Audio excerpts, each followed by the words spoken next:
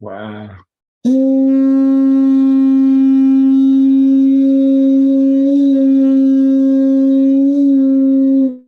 Woo. That's the shofar.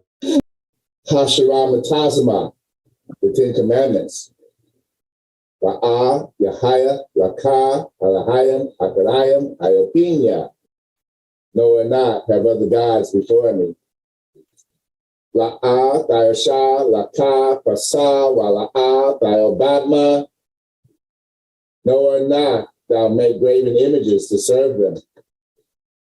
La'a, Thalakwa, Sham, Yahweh, Ba, Shiwa. No or not thou take the Most High's name in vain. Zakar, Ha-Yuam, Ha-Shabbat, La, Kodashwa. Remember the Sabbath day, keep it holy. Kabbalah, Makah, Wa, Makah, honor your father and mother. La'atha, no and not thou murder. La'atha, kanab, no and not thou adultery. La'atha, kanab, no and not thou steal. La'atha, shakar, no and not thou testify falsely. La'atha, kamad, kala, shara, la, rakaya. No and not thou covet, which is our neighbors. Selah, hallelujah. Amen. Praise Yah. Hallelujah. Hallelujah. Selah. Thank you, Elder. Hallelujah. And everything you should do is in Yah's name. You've got to do everything that he says in his name. Yeah. Praise Yah. Praise Yah. Praise Yah. And Romans 11:5. That's what we was talking about, that remnant. praise Yah! Praise Yah! Praise Yah! Thank you, Yah! Praise Yah! Yes! Shalom! Welcome to Mashiach's Assembly! Don't forget, shoes off at the door! Respect Yah's house. Hey, Maya is so. Hey,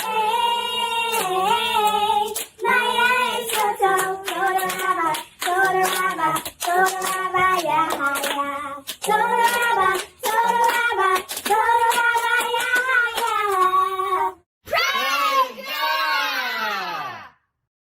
Praise Yah! Praise Yah. We sing praises to your name. Oh yeah. We sing praises to your name. Oh yeah. For your name is great and greatly to be praised. Praise Yah. Praise Yah.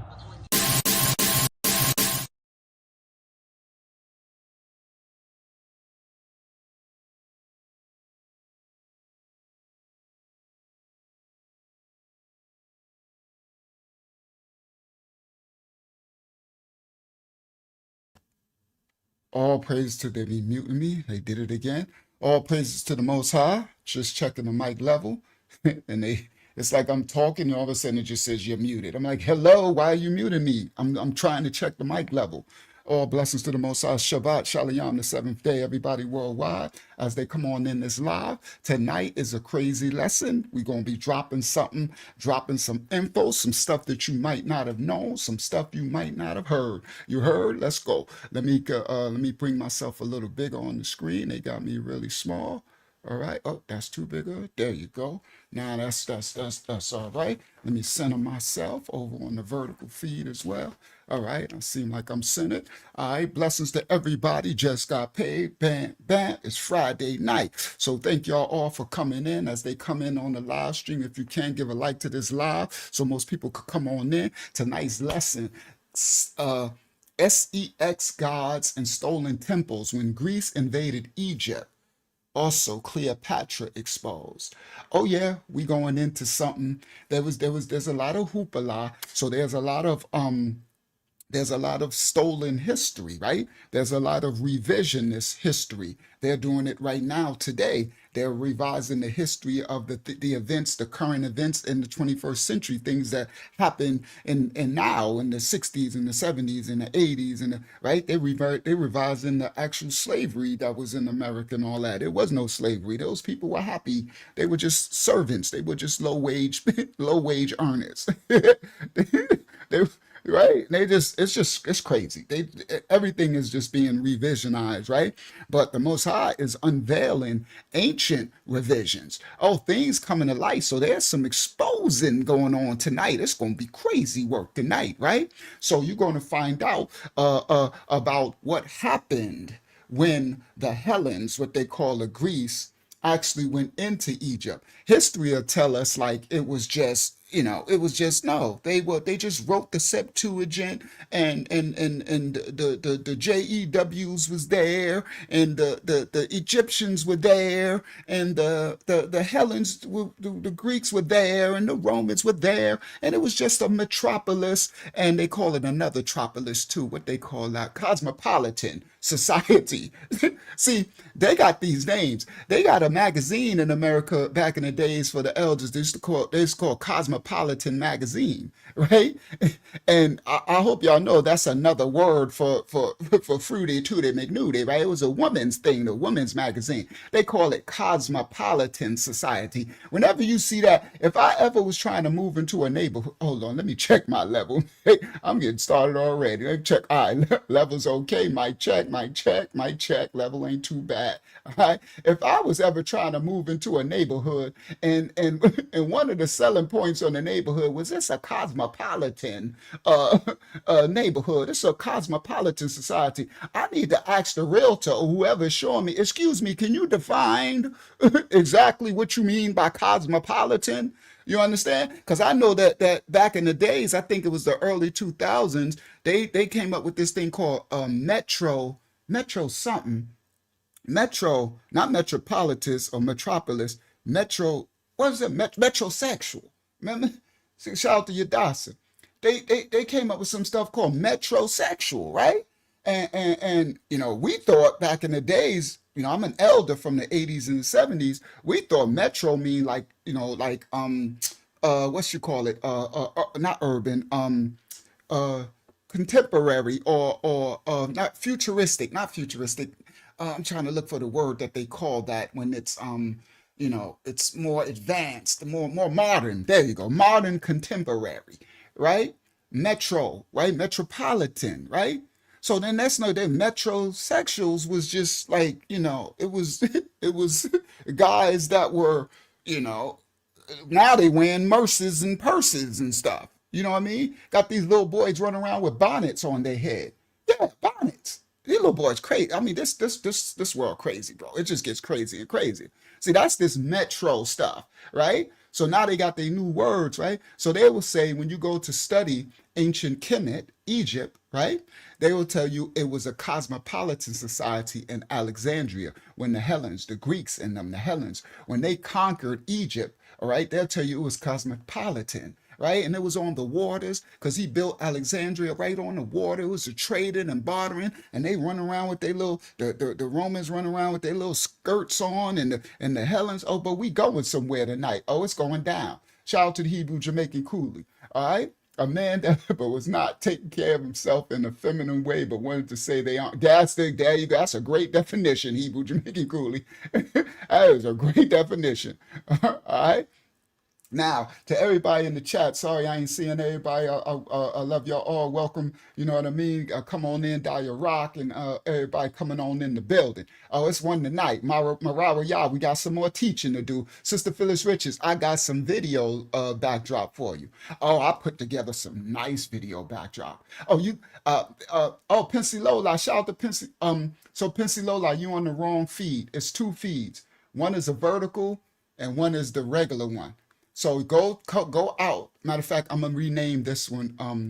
The one I'm gonna rename one vertical for you. All right. So I'll do that now. So I can do that. I can click this. Right. I can do that now. It shouldn't take me but a second. I just gotta go to my channel. Right. View your channel. There we go. So So yeah, I was thinking of something. So which one's the vertical? It's the second one. So the first one, all right, so let me just click on it. Let me just change it. I'm gonna change it for everybody. Click it, edit the video. Look at me on the screen. Hello, me. All right, edit the video. There you go. So I'm gonna put brackets, bang. Oh, I don't want no free samples. Why they always trying to sell something, right?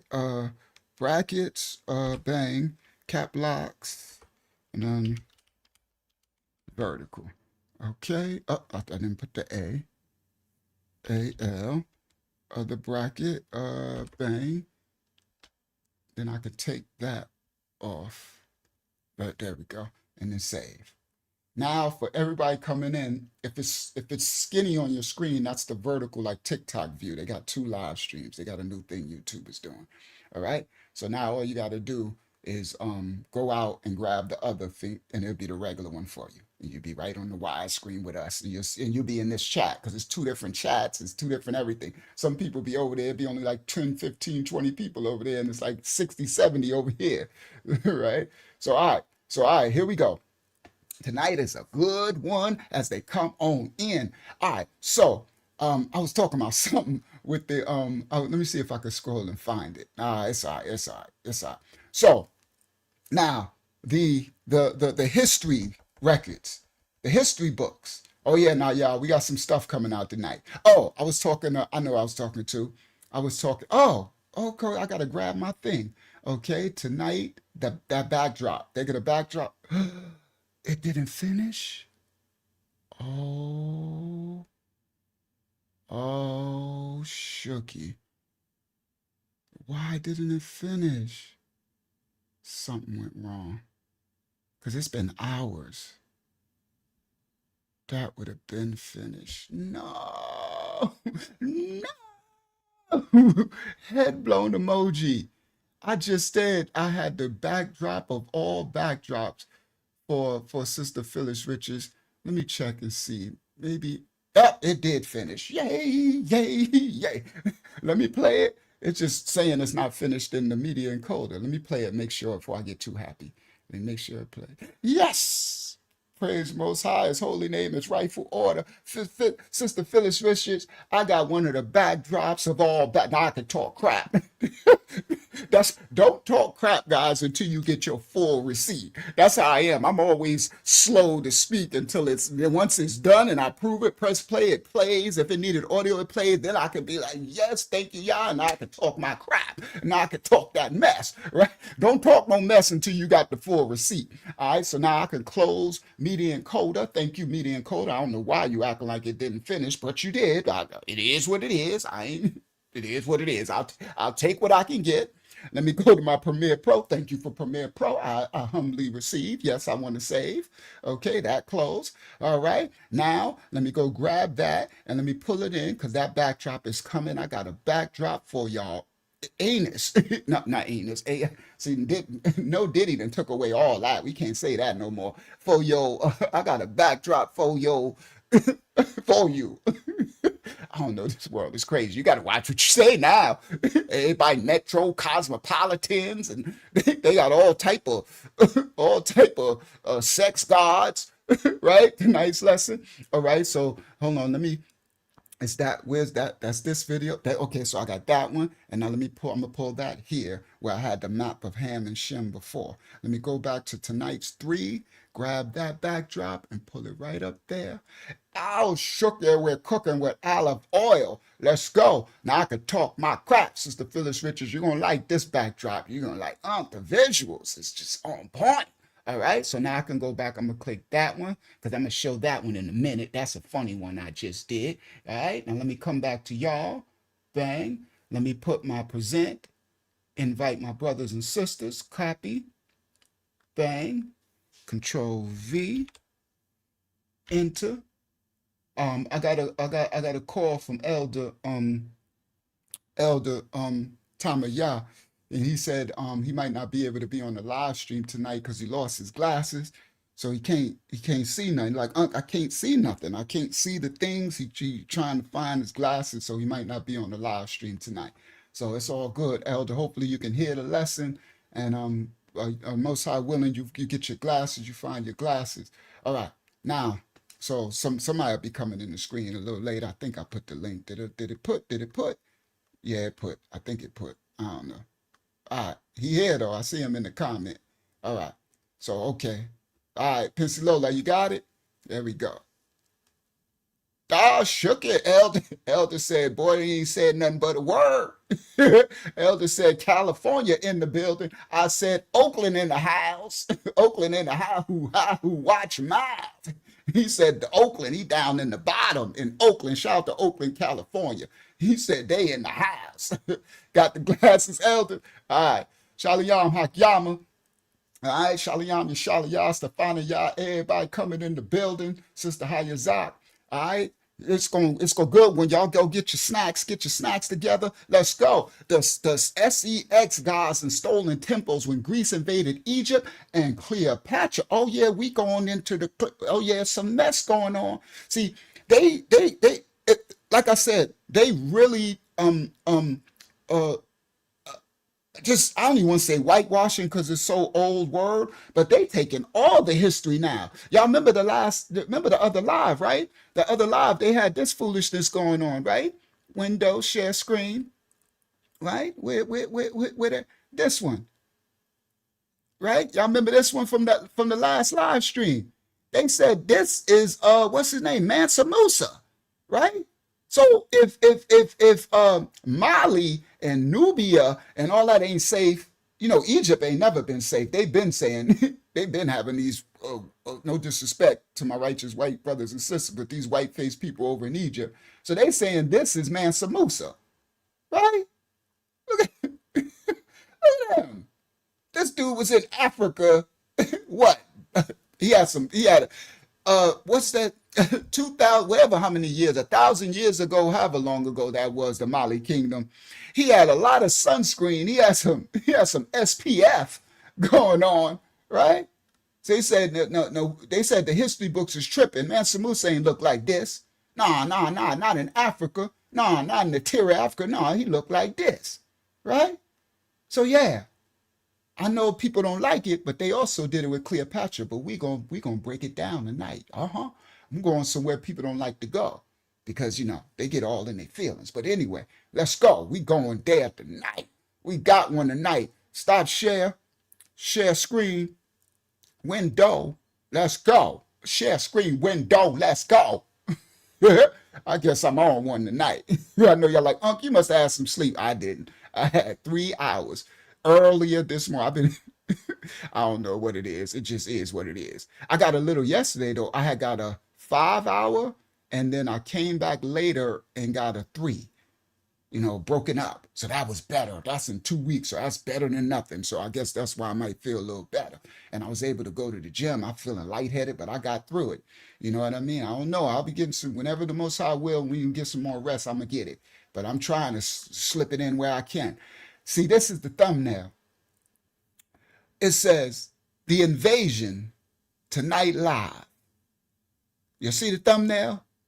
Yeah, I got AI to help me with this one. Usually I make them all by myself, but I got AI to help me with this one, right? But I'm AI didn't make this whole thing. You got to prompt it, and I generated and changed my text, and I did my thing in it, right? I can show you the before and after. It don't look nowhere near as good as this right here, right? So the invasion tonight. So they make you think in the history books that Alexandria and the Ptolemies, right? Because it used to be the pharaohs, right? The pharaohs, these dudes running Kemet. Ancient Kemet is the land of the blacks, right? So the Ptolemies were these dudes, the Greeks. And Elder, I did that for you. I put a dress on this dude because when I originally prompted to give me a Hellenist, right? A Greek, it had the little wee out. I clicked the wrong button. Oh, that's all right. Y'all can't see that. Good. Y'all can't see it. Oh, crew. It just opened up. Okay, no, I don't. Okay, how do I close that? Close. All right, good. Click the wrong button. All right, now, so it gave me the statue and it had the little wee. You know how they do.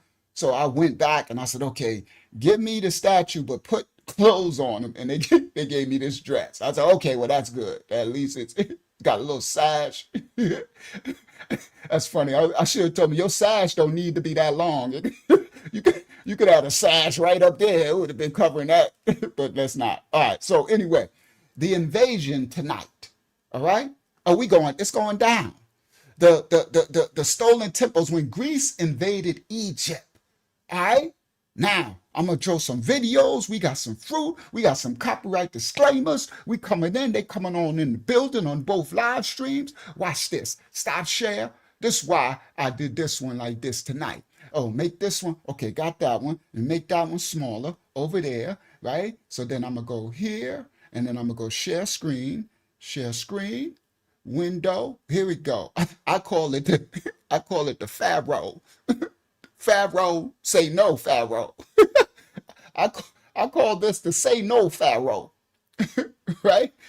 I made this clip for y'all, right? So this was kind of one of the original images that AI gave me, right? I still made it pop with the colors on this one. I'll show you the other one. It says the Diddy gods invade Egypt. That's what, because I was going to name the video that. I was going to name the title, The Diddy Gods Invade Egypt. But I was like, now I want people to be like, still, we want to get out of the Diddy. Well, we got to leave Egypt and Rome and Greece to get out of the Diddy. We're going to get there later. But, it just wasn't what it was. So I changed it to The Invasion or something, right? I think the title, and then I changed it to SEX Gods and Stolen Temples. The original title was The Diddy Gods Invade Egypt. I wonder if that would have went over even better, right? So everybody, thank you so much. Who was that? Thank you, Pensy Lola, for your donation. I humbly received, daughter of the Most High. I humbly received. Thank you. She said she'll cast up later. Yeah, I do. Ahaba, Yah. I love you, daughter of Yah, and thank you so much for your donation. All right, you got to be careful saying, you love me. People like you love me. This world is crazy. Yeah, I love the Most High's children. You heard? I put all this work in. This is all love. This is work of love. You heard all these hours of work. Now, this was the original title of my video, the Diddy gods invade Egypt. So I said, you know what? Let me do this for him. Watch this. No, Diddy! No, no!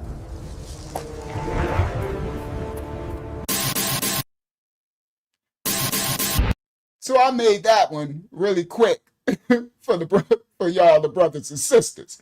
This is what I would have told the ancient Kemet and the pharaohs. I would have said, run, run, Forrest, run. The Diddies are coming. You know how they said the redcoats are coming. The redcoats are coming. I would have said, run, pharaohs, run, Egypt. The Diddies are coming. No, Diddy! No, no! Facts. Come on, Uriah. No, Diddy. No. He yelled out, no, Diddy. Okay? The Diddies are coming. The Diddies are coming. They invaded Egypt. Okay? All right. Now let's go. Let me put my thumbnail back up, right? I probably just leave that up. No, yeah, that's say the Diddy. Let me put my thumbnail back up. All right? So the Diddies are coming. I thought y'all would enjoy that. That's why I made the thumbnail with that. I said, let me give them. I ain't did that in a while, right? Share screen. All right? Window. Let's go. Let's go. The invasion tonight. Here we go. So I'm going to start off with where I want to start. Yeah, let's start with, I'm going to show y'all on the screen. Yeah, run for their lives. Run, pharaohs, run.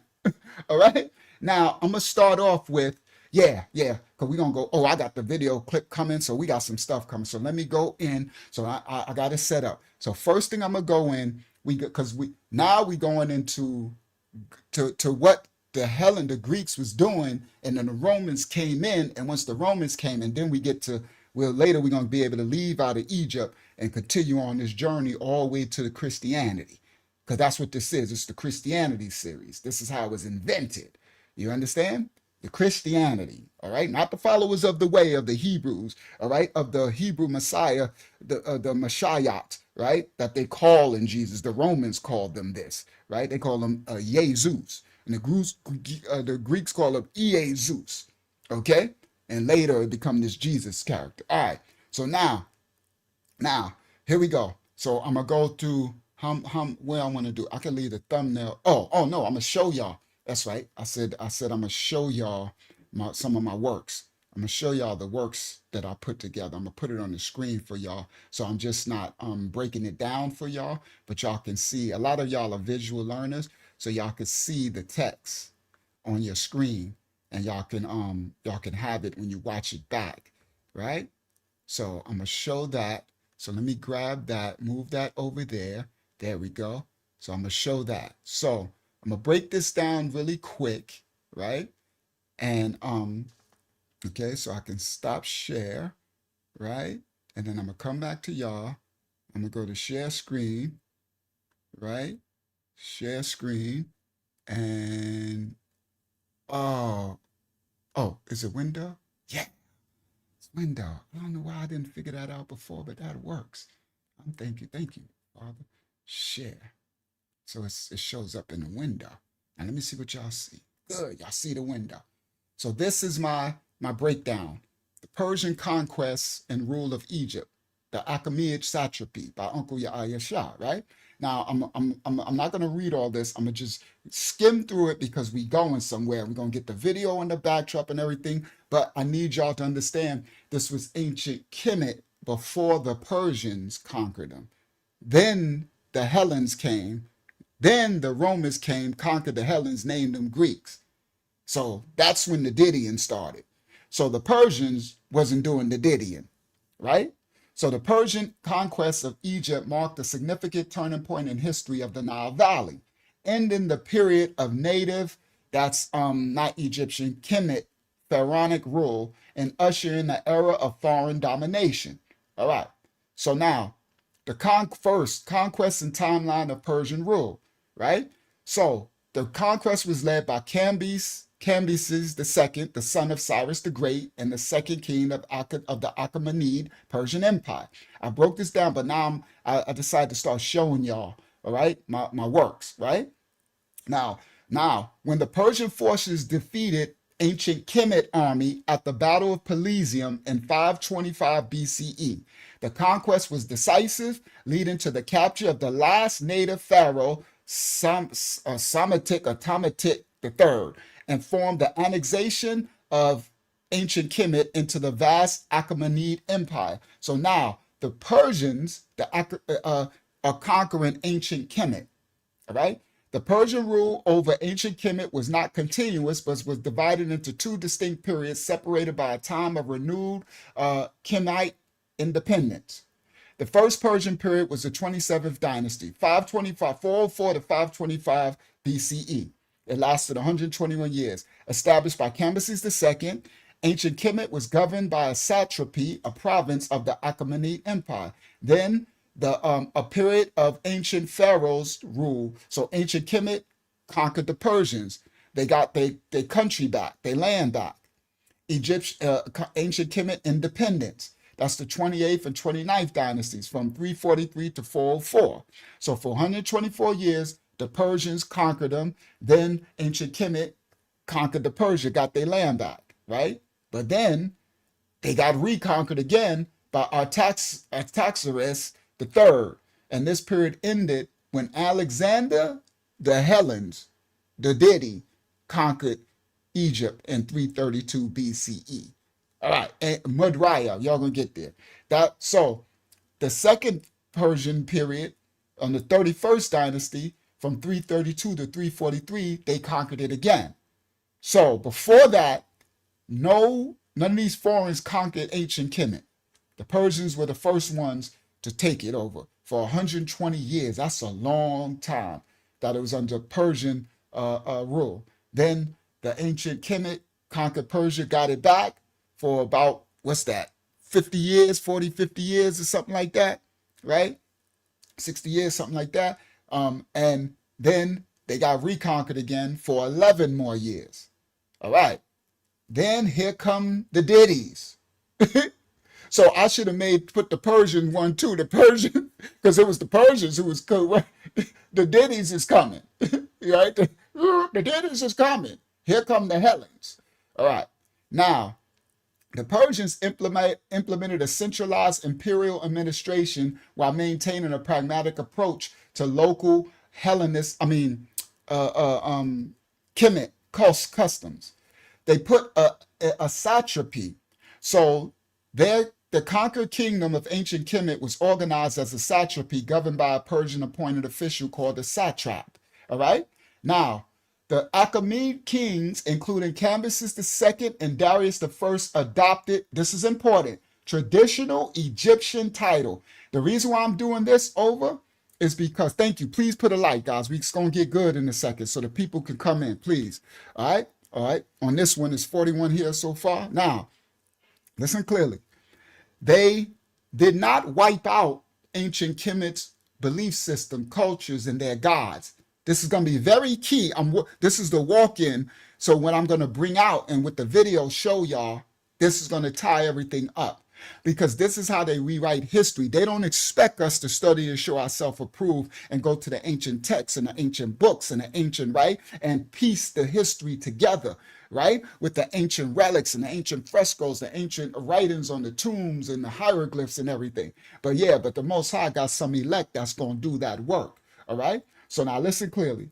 So when the Persians, the Achaemenid kings, took over ancient Kemet, they did not. They adopted the tradition Kemet title of pharaoh, and they were depicted in ancient Kemet style. They put on the clothing. Listen, guys, they were eating the food. This ancient Persian. We ain't getting to the Hellenes yet, the Greeks yet. We going there, right? I'm setting the stage for y'all. They was eating the food. They was wearing the garments.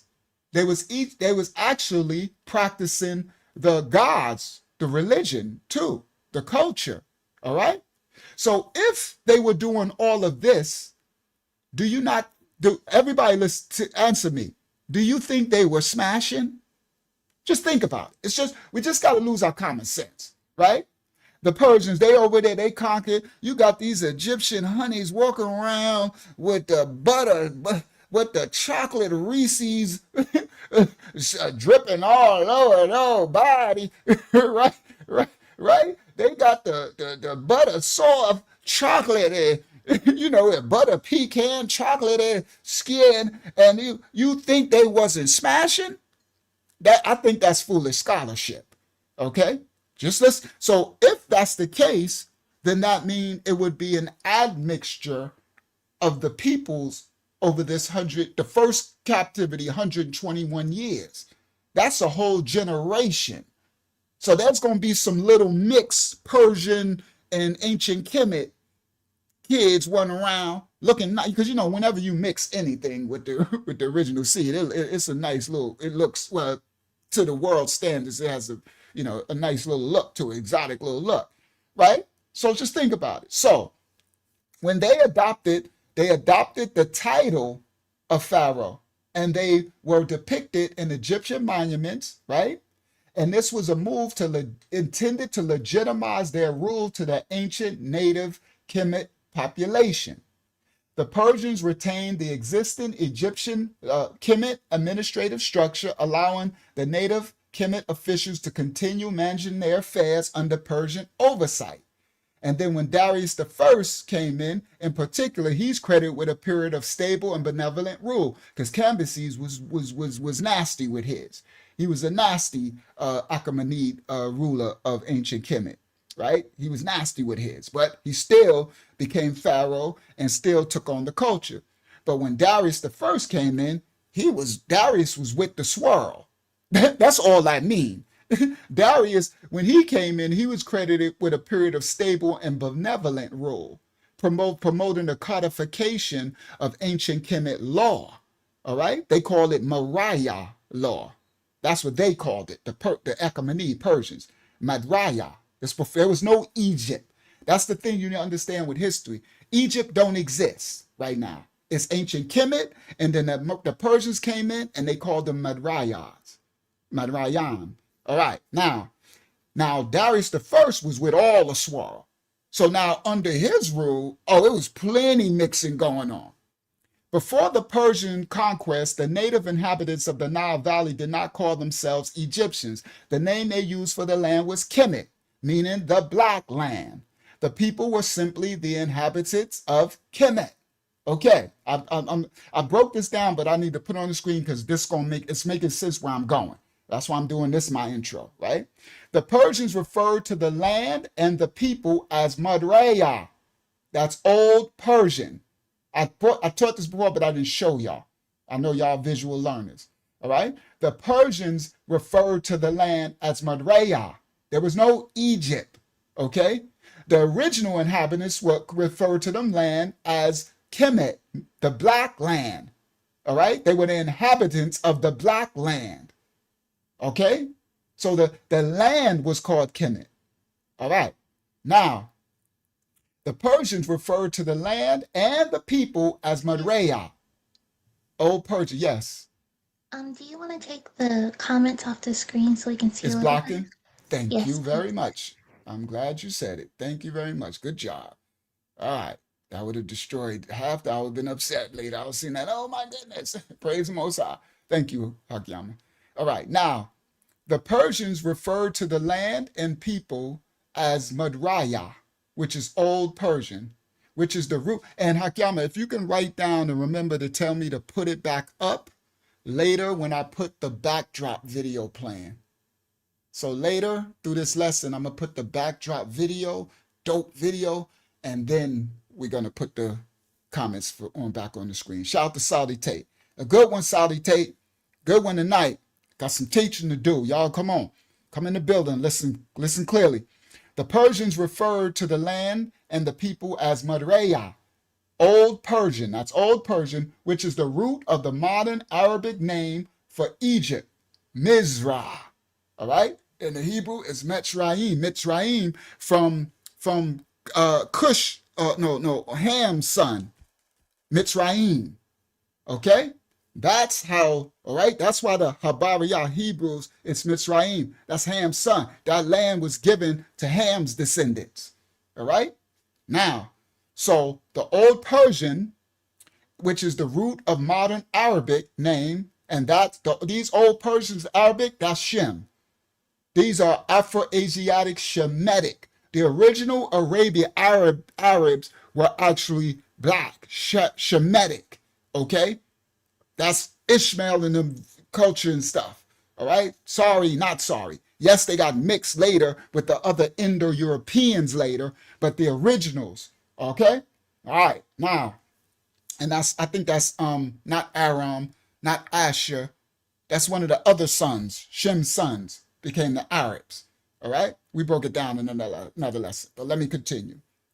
The Persians referred to the land as the people as Madraya, which is the root of the modern Arabic name for Egypt, Mizra, right? The term Egyptian is a later Hellenist derivation.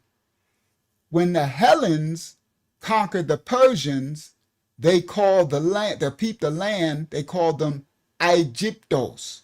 Shout out Sister Kelly Perry. Aegyptos.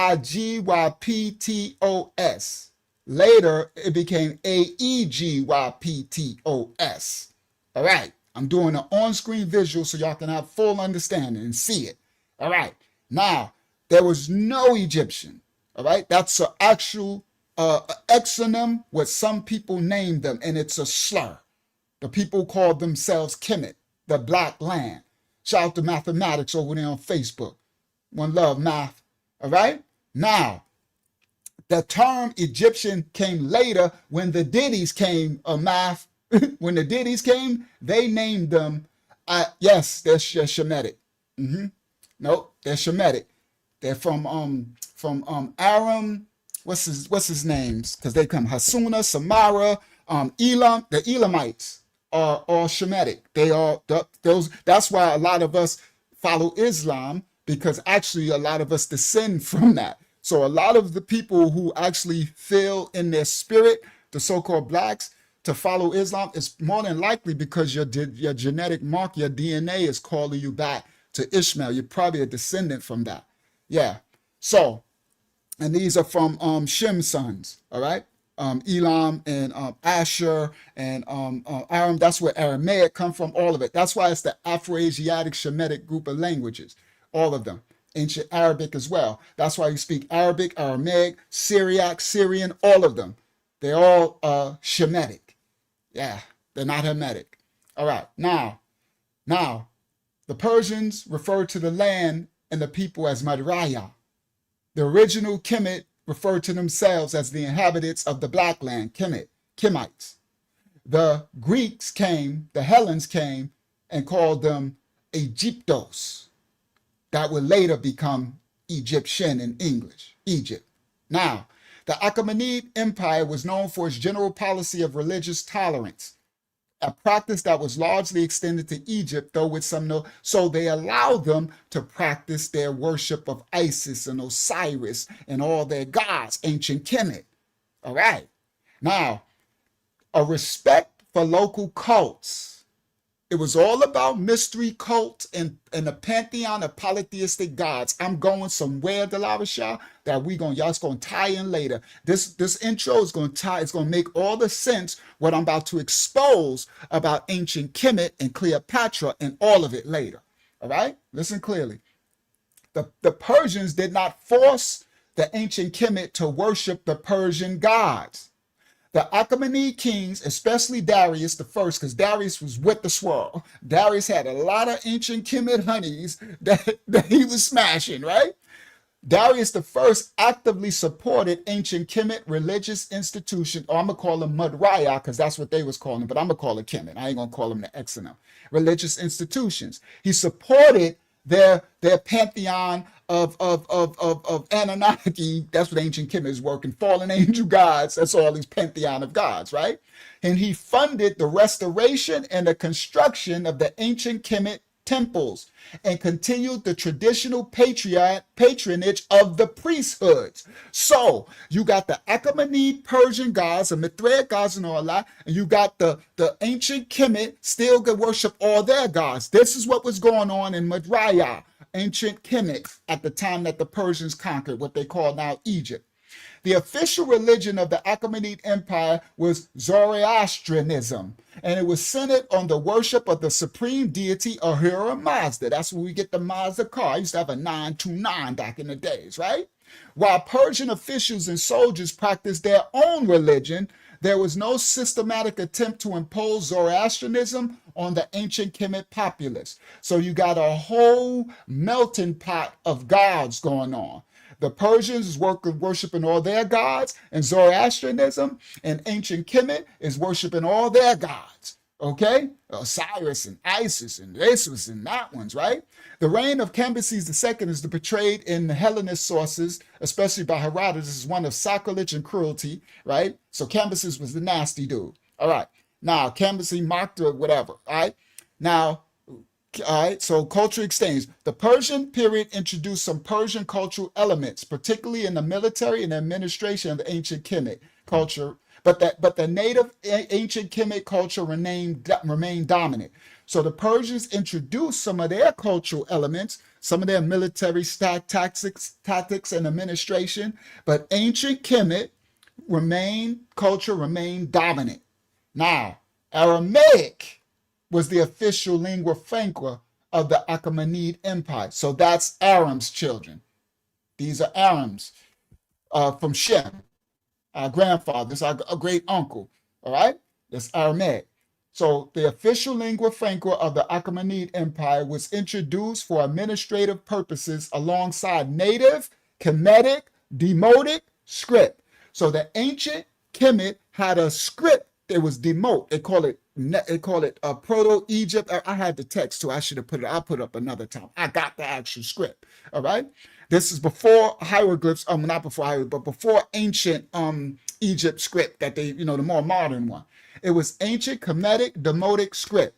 So they had in this period, they had the Aramaic was used as for the for the lingua franca, the general, like English is used, and then for administrative purposes, governmental purposes, but they allowed the natives to still use ancient Demotic Kemetic script. The Persian influence can be seen in some Egyptian art and architecture of the period, particularly in the adoption of certain motifs and styles, but the overall tradition remained ancient Kemet. Now, here we go. The second Persian period was very short, only I think it's 11 years, when here come Alexander the Ditty. Alexander the Hellenes, the Great arrived. Oh, here it comes.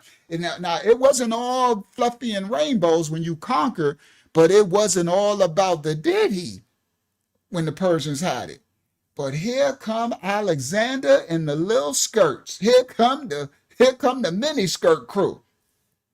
Alexander's conquest, the writers say, you see how I capitalize that? The writers say was largely welcomed by the by the ancient Kemet. See, this is where you write history. This is where the conquerors try to write they like this in history. You can't tell me that they was happy to see these little ditties come and want to take their sons and take their booty. No. But this how they write it in history. Like now they trying to say Mansa Musa was Mansa Musa was a ginger.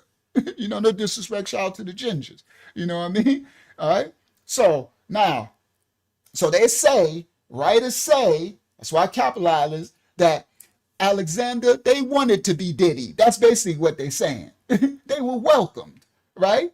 And they viewed Alexander the Diddy as a liberator from the now unpopular Persian rule, thus setting the stage for Helen. But we're going to show you what's going on. Yeah, his story. We're going to show you what was going on. And y'all tell me, was they welcoming the Alexander the Diddy? All right? Now, because they was just had Darius the First. He was with the swirl. They was doing their thing. All right? So now I walked that in. So now y'all understand, here come the Hellenes. They weren't Greeks yet. Greek didn't exist yet. All right? Here come Hellenes. All right? All right. Now, they just entering. All right? Now, 323 BCE, here come Alexander the Diddy. All right. Now let me go to my next one. I'm walking this on and we going somewhere. Y'all going to learn something tonight. So that's my other one. The Hellenistic conquest. Make sure y'all can see it. Yep. The Hellenistic conquest and rule of Egypt from Alexander to Cleopatra. We going somewhere, Dolores Shaw. All right, the Hellenistic conquest and subsequent rule of Egypt marked the end of the Pharaoh's era and the beginning of nearly 300 years of Hellenist, Greek, Macedonian dominance. Didion. But anyway, all right, the conquer and the conquest. The conquest was initiated by Alexander the Great, or the Greek of Macedon. Alexander entered Mudraya, or ancient Kemet, in 332 BCE after defeating the Persian forces who had controlled ancient Mudraya, ancient Kemet, under the Achaemenid Empire. Alexander, here we go, was crowned as a pharaoh. Now remember, so was Cambyses, so was Darius, all right? I'm showing that they didn't wipe out ancient Kemet's culture. I'm doing this for a reason. We going somewhere. We're going to tie in, you know, the Most High is puzzle pieces. The Most High, like, put the puzzle pieces together, and that's how you put history back together. The true story, not their story. Now, Alexander was crowned as pharaoh, and he performed traditional Egyptian religious rituals, practices, and worship. I put worship. That's hilarious. That is funny. Look, I can fix it, but I'm gonna leave it. I can fix it and put spelling suggestion. I'm gonna leave it horseshit because that's what it was. My error was correct. That's hilarious. All right. So listen, Alexander was crowned as pharaoh, performing traditional. Now listen. Now everybody listen. When the Persians came in, it's like they blended with the culture. They allowed the ancient Kemet to still serve their gods, and they brought in their gods, and it was a mixture of blending. Come on, Miss She, of all the cultures. I'm going somewhere because we about to prove this Cleopatra mess. Oh, it's going down tonight. Y'all gonna like this one tonight, right? Now, Alexander was crowned as pharaoh. So listen clearly. when you conquer a place, you don't have to take on their culture. He could have came in and said, I am the, what they call them, I'm the Ptolemy, or I'm the great, I'm the emperor, I'm the whatever the Hellenes, right? I'm the top. He didn't have to crown himself under the Egyptian culture. He didn't have to perform traditional Mudraya, Kemet religious rituals, practices, and worship, because that's what it was, and worship, right? But this is what they did. The Persians did it. This is what he did. This is a blending, everybody listen, a blending of these cultures. It's a mixture. Everybody remember this. I'm going somewhere because this is going to be key, because they whitewashing everything and they trying to act like this didn't happen. But no, this happened. These are history. All right. So I got all, you see these numbers? That's where I get my these are corresponding to my receipts or my references and stuff, right? This is when I do all my scholarship and everything. I'm showing y'all my when I do my work. You know what I mean? I put it together. All right. Now, once Alexander conquered the Persians, the Achaemenid, and took over ancient Maurya, ancient Kemet, right? And he called it Egyptos, right? This is the first time you finally getting a word close to Egyptian. Before that, it never exists. Now it's Egyptos. Alexander, the little ditty, he got a little skirt on. He's a little dude, but he was no joke. He was a mighty dude, right? Yeah, my references, right? So now, Alexander, he got crowned as pharaoh, and he took part in the culture, performing traditional Egyptian religious rituals, practices, and worship, right? And it immediately legitimized his rule in the eyes of the native Kemetic population. So this is a blending, acceptance. In 331 BCE, Alexander founded now the city Alexandria. He took over the ancient land, and he made this, which will become the heart of the Hellenistic cult. Now, this is before. Now, you finally got the first, we didn't get to Egypt yet, but you got Egyptos, and there is no Greeks here. There's no such thing, because the Roman ditties ain't come yet. Okay? These are the Hellenists. All right.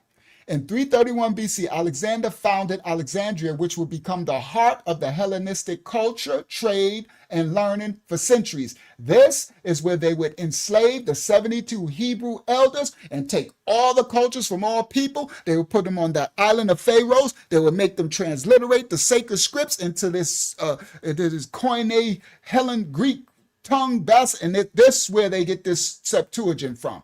All right, but we going somewhere. All right, listen. Now, in 331 BCE, Alexander founded Alexandria. This is where we get to Christianity later, right? Which will become the heart of the Hellenistic culture, trade, and learning for centuries. After Alexander's death, his generals divided his empire. Here come his right-hand man, Ptolemy the First Soter. Ptolemy was one of Alexander's most trusted generals. He secured Egyptos. He officially declared himself a pharaoh again. So he became a pharaoh. Everybody listen. They're not establishing themselves as rulers, emperors, such and such. They're taking on ancient Kemet's culture. This is very key. He officially declared himself pharaoh in 305, establishing the Ptolemaic dynasty. The Ptolemies ruled Egyptos for approximately 300 years, from 305 until 30 BCE. The Ptolemies established a highly centralized bureaucratic system that privileged Greek Macedonian life. So now I broke down the structure, right? The Macedonian Greeks, the ruling class. So they set up a structure that the Hellenes, the Macedonians, were the ruling class, the administrators, soldiers, and sellers. They held all high administrative military posts except for many taxes. They lived in Greek cities like Alexandria and Ptolemais. The next under the social hierarchy was the Hellenized natives. Now, everybody, these were the ancient Egyptos, Kemites, and the tribe of Judah, who they went and got So they tell you this history that it was Alexandria was a bustling cosmopolitan city of Jews and Egyptians and Greeks and Romans and others and Persians and everybody just no. The second social class was the Hellenized natives, those who adopted the Hellenized language, names, customs, language, or their language, and practices.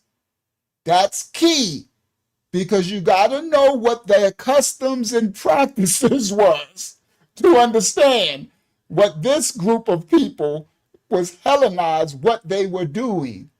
And they were the second class citizens.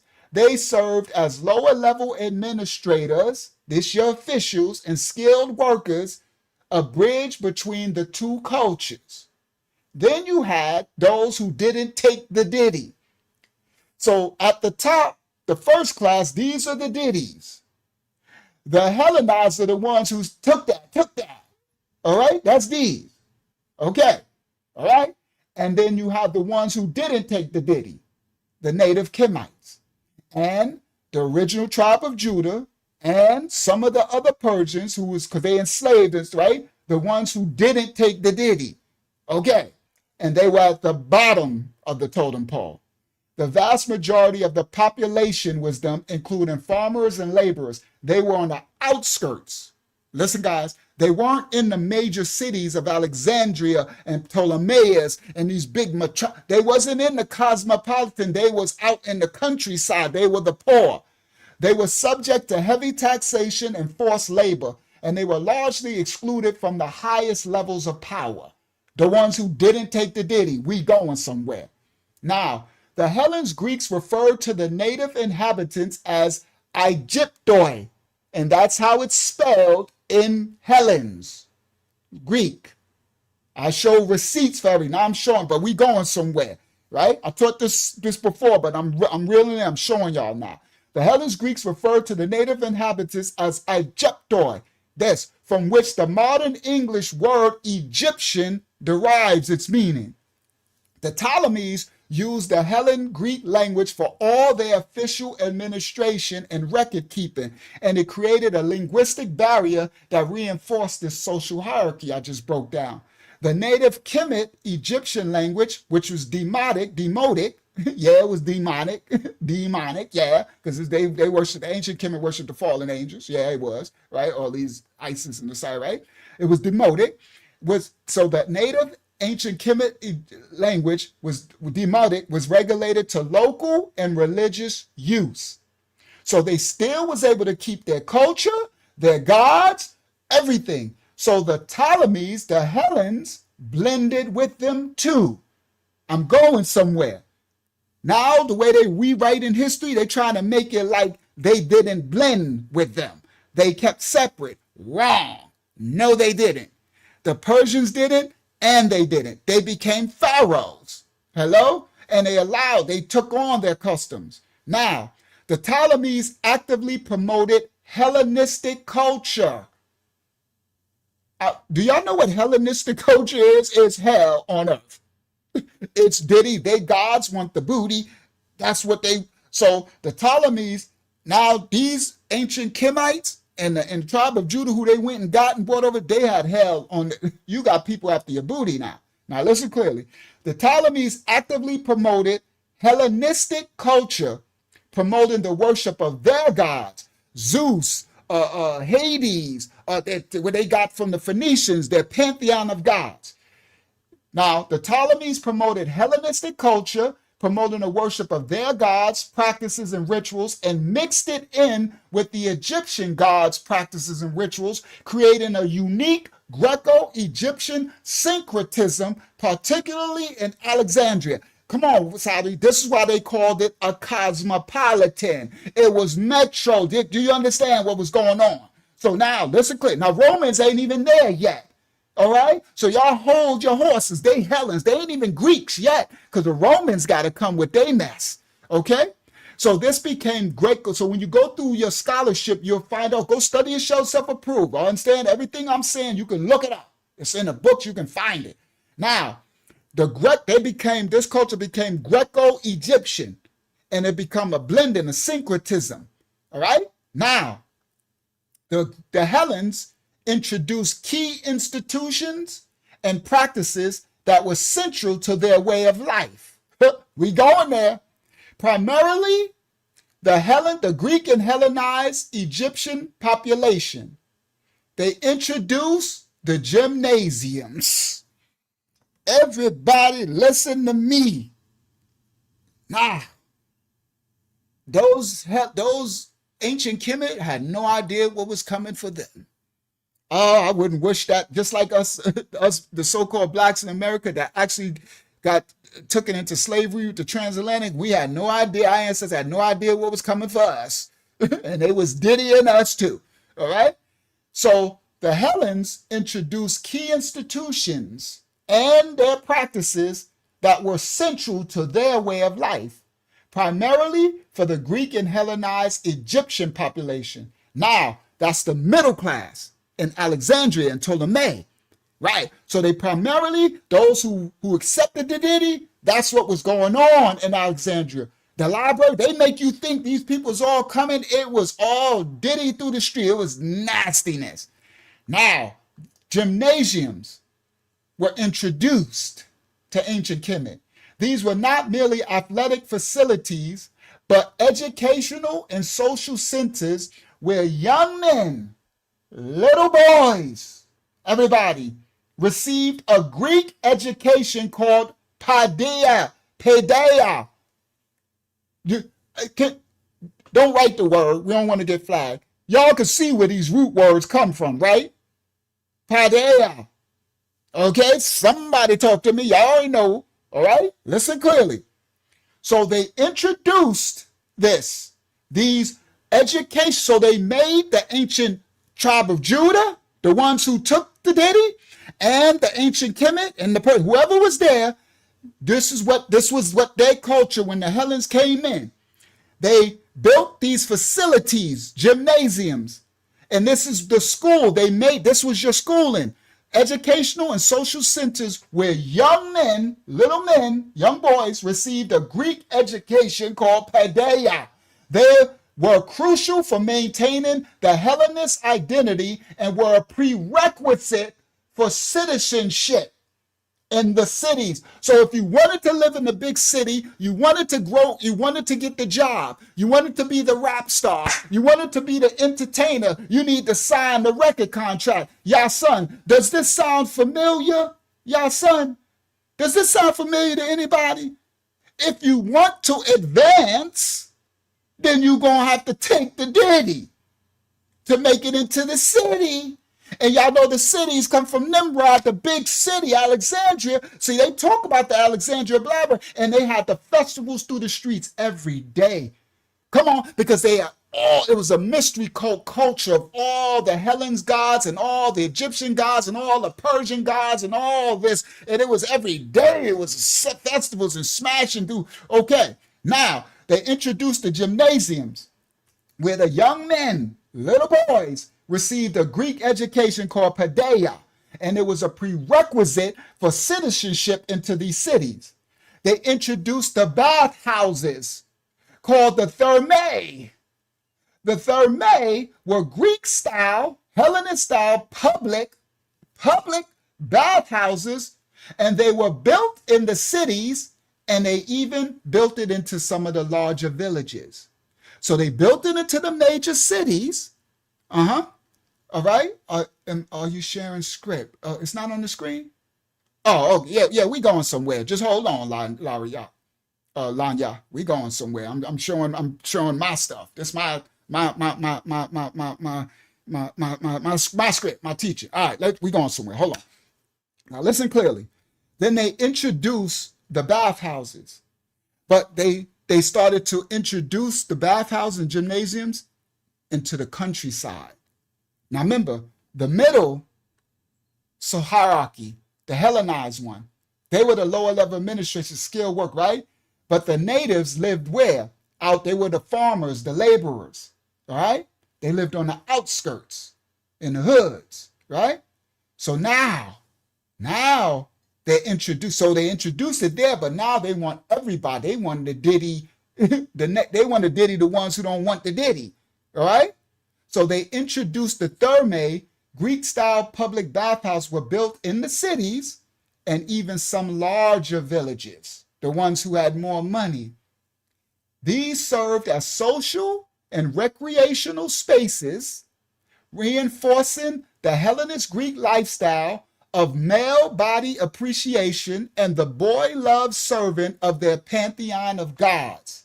Gymnasiums and thermaes were used for grooming and mentorship or tormentorship. Everybody listen. And you know I bring receipts. Here you go.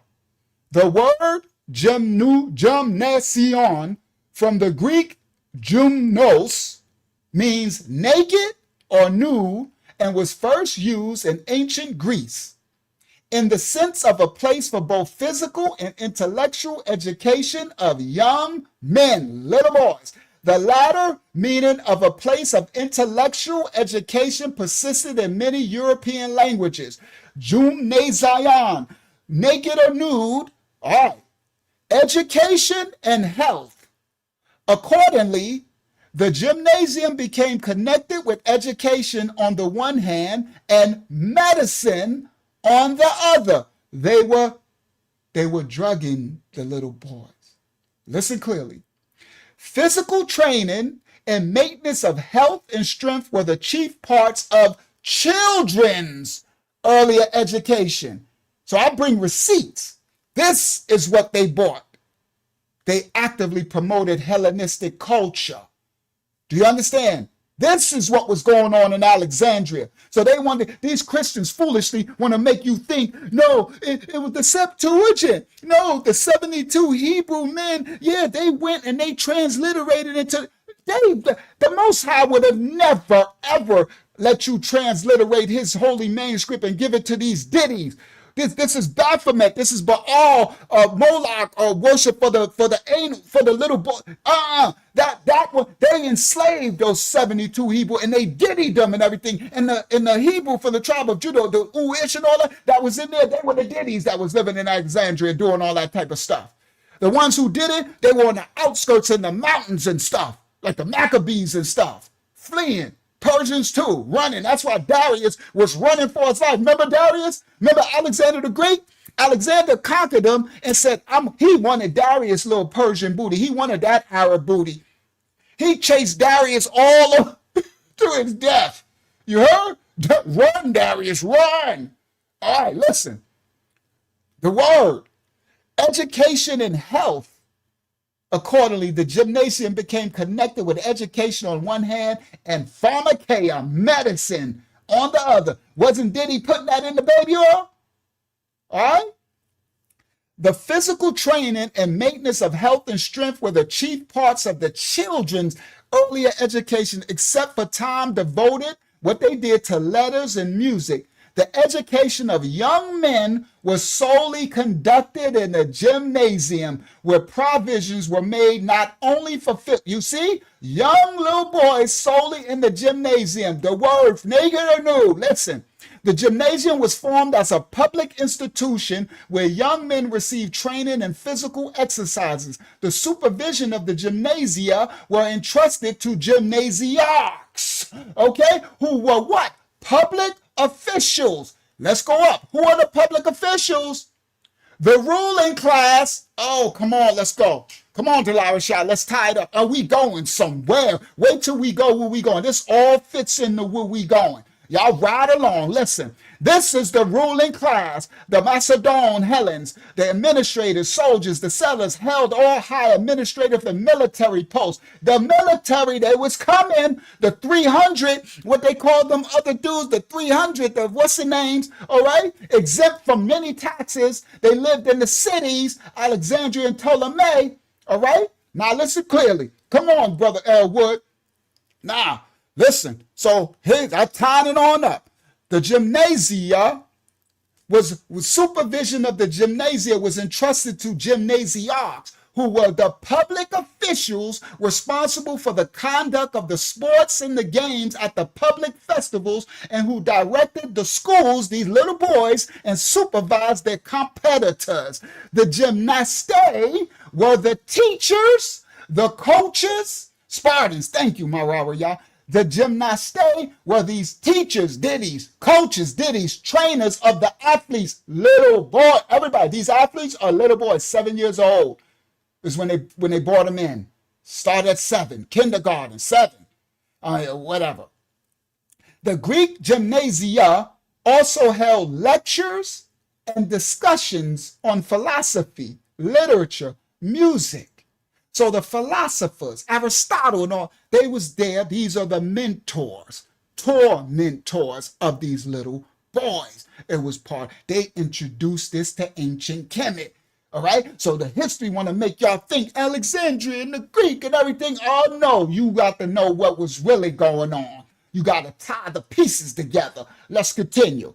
The education of the gymnasium became connected with education and medicine, drugs. They had gymnasiarchs, public officials covering them responsible, and the gymnastes, so they had to teach. So all these old ditty, that's why they had the saunas with these all these old gross, nasty old men over these little boys. Okay? Education and health, accordingly, the gymnasium became connected with education on one hand, medicine on the other. Physical training and maintenance of health and strength were the chief parts of the children's education, except for the time when they got devoted that they had these kids do letters and music, and the education of the young men was solely conducted in the gymnasium, where provisions were made not only for physical pedagogy, but for instruction. And they got the name to put this moral and ethics in this. These little boys, all this was going on in this gymnasium. As the little boys grew older, informal conversation and other forms of social activity took place of their institutional systematic discipline. You know what discipline they was doing? Because to do this to these little boys hurt, and it was traumatic. So as they grew older, they became traumatized and one with it. So the discipline lessened. So informal conversation and forms of social activity took place of institutional systematic discipline. Do y'all know what that is? That's torture.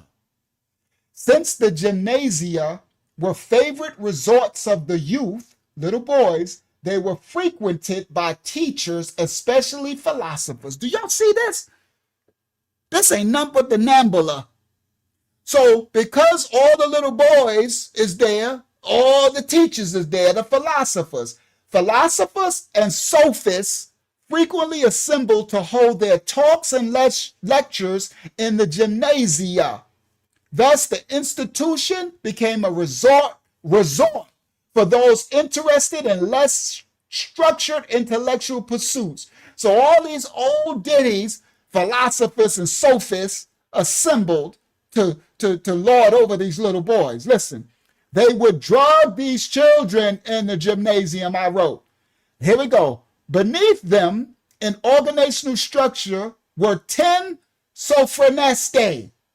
Look what it says up here, especially philosophers. They were favorited, the resorts. The gymnasia were favorite resorts of the little boys, and they were frequented by these teachers, especially philosophers and sophists. Look, beneath them in the organizational structure were 10 sophronestai, responsible for observing the conduct of the little boys, youths, and especially for attending all their games. Pediotrebe. This, you can't make this up. Pediotrebe and gymnastai were responsible for teaching the methods involved in the various exercises, as well as choosing suitable athletics for the little boys. The gymnastai were also responsible for monitoring the constitution of the pupils and prescribing remedies for them if they became unwell. Drugs. The alipitae oiled and dusted the bodies of the youths. Okay, remember we went through this, but I'm tying it now because we about to tie it all together. Tie it on up, the Most High said. Come on, we're going to tie up ancient, they lied to everybody. Make you think Alexandria, Egypt was this bustling, cosmopolitan, this what was going on. Listen clearly. Now, the gymnasts were also responsible for monitoring the constitution of the people, prescribing remedies for them if they became sick. You know why they became sick? Because these nasties are smashing them with diseases and all this type of stuff. The Alipate oiled and dusted the bodies of the little boys, acted as surgeons, and administered any drugs prescribed. According to Galen, there also existed a teacher that was specifically devoted to instruction in ball games. Your basketball, your football, your baseball, the Olympiad, okay? They was oiling and dusting the bodies. They were surgeons and giving the drugs to these little youth. The word gymnasium is the Latinization of the Greek noun gymnasion, public place for physical exercise or exercise area, bodily exercises, and generally for school. This is where they went to school, which in turn is derived from the common Greek word adjective gymnos, meaning naked or nude, by the way of related to the verb gymnazo, whose meaning is to train naked, to train in gymnastic exercise, generally to train to exercise these little youth. The verb had this meaning because the athletes undressed in changing rooms. The athletes are the little boys, undressed in changing rooms called apoteria, and they train naked, rubbing their bodies with olive oil and then cleaning it with the stringel. These gymnasiarchs, these sophists, these old ditties would rub their body, these little boys, and then clean it off with a stringel. Historically, the gymnasium was used for exercise and communal bathing. So they would bathe in community with the little ones, and later scholarly and philosophical pursuits. This is the thermae. In ancient Rome, thermae and ballet were facilities for bathing. Thermae usually refers to large imperial bath complex, while ballet was smaller scale facilities, public or private. See all that? That's olive oil. So they would be in this nasty soup, these grown philosophers and all that, with the little boys scrubbing that in this nasty. So that's why they would get sick, because all the diseases and stuff in this oil, this green stuff. See how public is it? This is, okay? Now, this is the stringel. Yup, olive oil. Bronze stringel. So they would scrape these little boys with this. It's a torture device. Look. The verb had this meaning because the athletes, little undressed in changing rooms called apoteria, and trained naked, rubbing their bodies with olive oil and then cleaning it with this stringel. Okay. And it was the gymnasium was used for communal bathing, the thermae. That's this. And this is the stringel. They would scrub off these little children's bodies. The stringel, or stringelis, probably a loan word from the pre-Greek subject, is a tool for cleansing the body by scraping off dirt and perspiration, as well as oil that was applied before bathing. Now, y'all listen clearly. They put this, first of all, olive oil stinks if you put it on you. I'm sorry. To others, y'all might think it smells good. It doesn't smell good to me, right? So they would, in order to bathe, they would rub them down with this thick olive oil, and you know what they was doing to them, and then go into, this was bathing. This is a bathhouse. And then they would take this metal thing and scrape it off. So listen, the stringel is a tool for cleansing the body by scraping off dirt and perspiration, as well as oil that was applied before bathing in ancient Greek and Roman cultures. In these cultures, the stringel was primarily used by men, all right, for the little ones. So everybody, this is the culture. So now I repeat, The Hellenes introduced key institutions and practices that were central to their way of life, primarily for the Greek and Hellenized Egyptian population. See, I ties it on up. All right? So I said, now I came back. They introduced all this. This is what was going on in Alexandria. And these Christians want to sit up here and foolishly, because they don't want to study, show themselves approved, think the Most High would allow this culture to write the history of sacred texts, allow some 72. They had to enslave those 72 Hebrews to allow them to do all that stuff, to write our sacred text into this culture's conglomeration of pantheon of gods, right? They had all their gods. They were just taking everyone's culture. All right. Now, the religious syncretism. The Ptolemies did not force ancient Kemet, the Egyptians, to worship the Greek gods. Instead, they practiced a policy of religious blending, syncretism of all the gods together for political stability. Now, this is the key point when I'm bringing in that the Ptolemies, they blended, syncretized their Hellenized gods, their culture, because each of their gods once describes, oh, I didn't put that up, I left one out. The one where it talked about their gods. Yep, that's all right. I left that one out. Yep, it was the one it talked about that it was the worship to their gods. I tried to put all of them in there. I don't see it. Nope, it's not there. All right, it named some of the gods. It was Diana. I think it named some of the gods. I can find it real quick. Hold on, because I got it right here. Hold on, give me 1 second. Find it. Where that one? Not that one. Ghislaine, not that one. Sophis, the libraries. There you go. It's this one. All right, I left this one out. Let me stop share. Come to y'all. Share screen really quick. Window, bang, share. This one was supposed to be in there. Athletes competed nude. These little a practice which was said to encourage aesthetic appreciation of the male body and to be a tribute to the gods. That part, that's supposed to be in there. This is how they worship their gods. So this is the God. So they allowed the ancient Kemet to worship their gods, but they introduced the way they worship Hellen, Greek gods, and Romans with this gymnasium, Diddy, olive oil, all this stuff.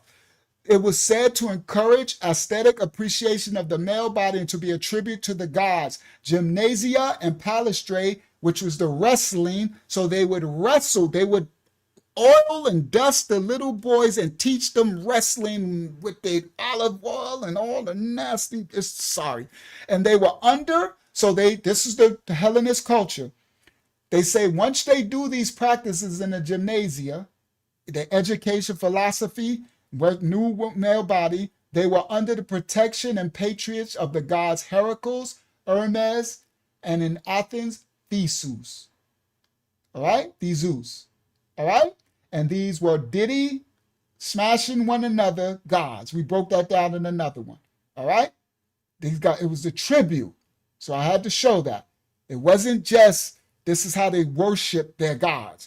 You know, we worship the Most High by being repentant, trying to be righteous, praying to him, trying to live moral. They worship theirs by smashing, it's more like sacrificing the little ones, right? Okay, so stop share. Let me come back. Share screen, right? Window, share. Now, the Ptolemies didn't force their worship. They didn't force Egyptians to worship their gods. Instead, they practiced a policy of religious blending and syncretism of all the gods. But remember, they instituted the gymnasia of the Thermae, and then they made it to be, you have to be part of the culture. To be part of it, you have to. So later it started to become, a way. So that's why the people would fight back and run to the mountains and stuff. Okay? Now, and they syncretize it of all the gods together for political stability. So remember, that's going to become key, because these now historians try to make you think like ancient Greek and Hellenes were separate from Egyptians. Wrong, because they're still trying to take some of the identity. The Ptolemies adopted the title of pharaoh. They funded the construction and renovation of ancient Kemet temples, and they participated in native Egyptus religious festivals. And then they created a new god, Serapis. Everybody listen. This was before Serapis Christos, before the Romans came with any Christianity. Christianity don't exist. No Christ exists. The Hebrew Messiah exists, but he's over in Jerusalem battling with the tribe of Judah and the fools following the laws of Moses, the Pharisees and the Sadducees, the Tamadayah and Hadaliyah. He's building his followers. The Hebrew Messiah with feet as burnished brass as if it was burned in the furnace, and hair white like wool, white woolly hair. That Messiah. He was no Christ. He was no Christos. He was no Christos. He was no Christos. That didn't exist. Christian didn't exist. Christos didn't exist. Serapis didn't exist. Egypt was worshiping Osiris and Isis and their gods. Hellenes were worshiping Zeus and Hades and Hermes and Theseus and all their gods. Dionysus, their deity gods. So, the imperial cult, when the Ptolemies took over, they adopted the title pharaoh, and they gave money to fund the construction to renovate all the ancient Kemet temples with all the gods, Isis and Osiris and all that. And they participated in the native Egyptian religious festivals. So everybody, they mixed and merged, all right? Then they created a new god named Serapis. And this god they created was to create a common deity that both the Hellenist Greeks and the ancient Egyptian Kemet could worship together. So Ptolemy the first Ptolemy, Sota, after Alexander the Great Greek deity was chasing Darius, he ended up dying. So Ptolemy took over, his right-hand man. This is the first Ptolemaic ruler. Ptolemy the first Sota, engineered the cult of Serapis. Now you got your tie-in now, y'all. I taught y'all who Serapis Christos was on the other lesson. Go find it. Hakyama put a link here if you ain't never see it, with images and pictures. Now you got your tie-in. That's the Hayazak. She wanted to know when Serapis came about, okay? This is when he came about. Ptolemy the first, Sota, he engineered the cult of Serapis. All right, Christos.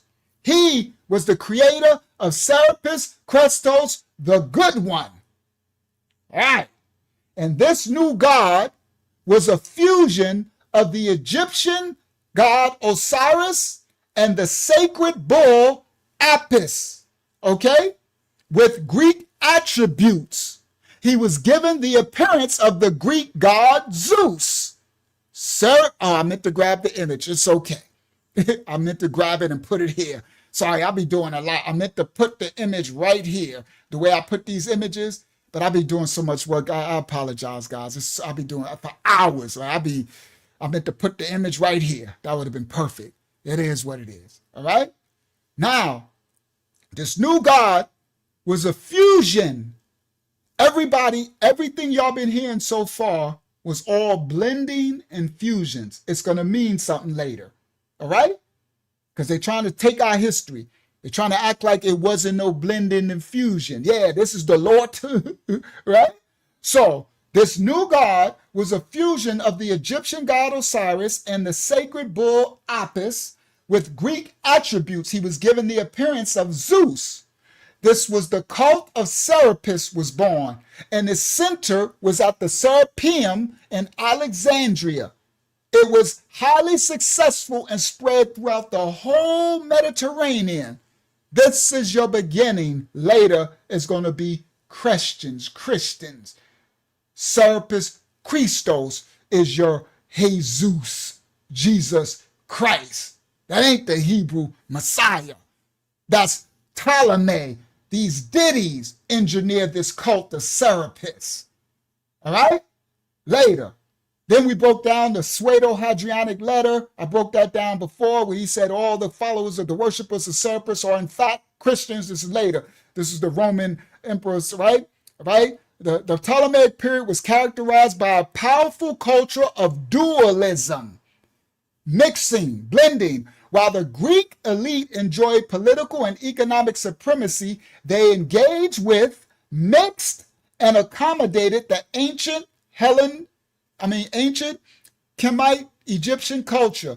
This fusion created the vibrant, cosmopolitan, mixed-bred world of Hellenistic Egypt and Alexandria and Ptolemaic cities, which was ultimately inherited and transformed by the Roman Empire after they defeated Cleopatra the Seventh. Here we go. Let's get this party started.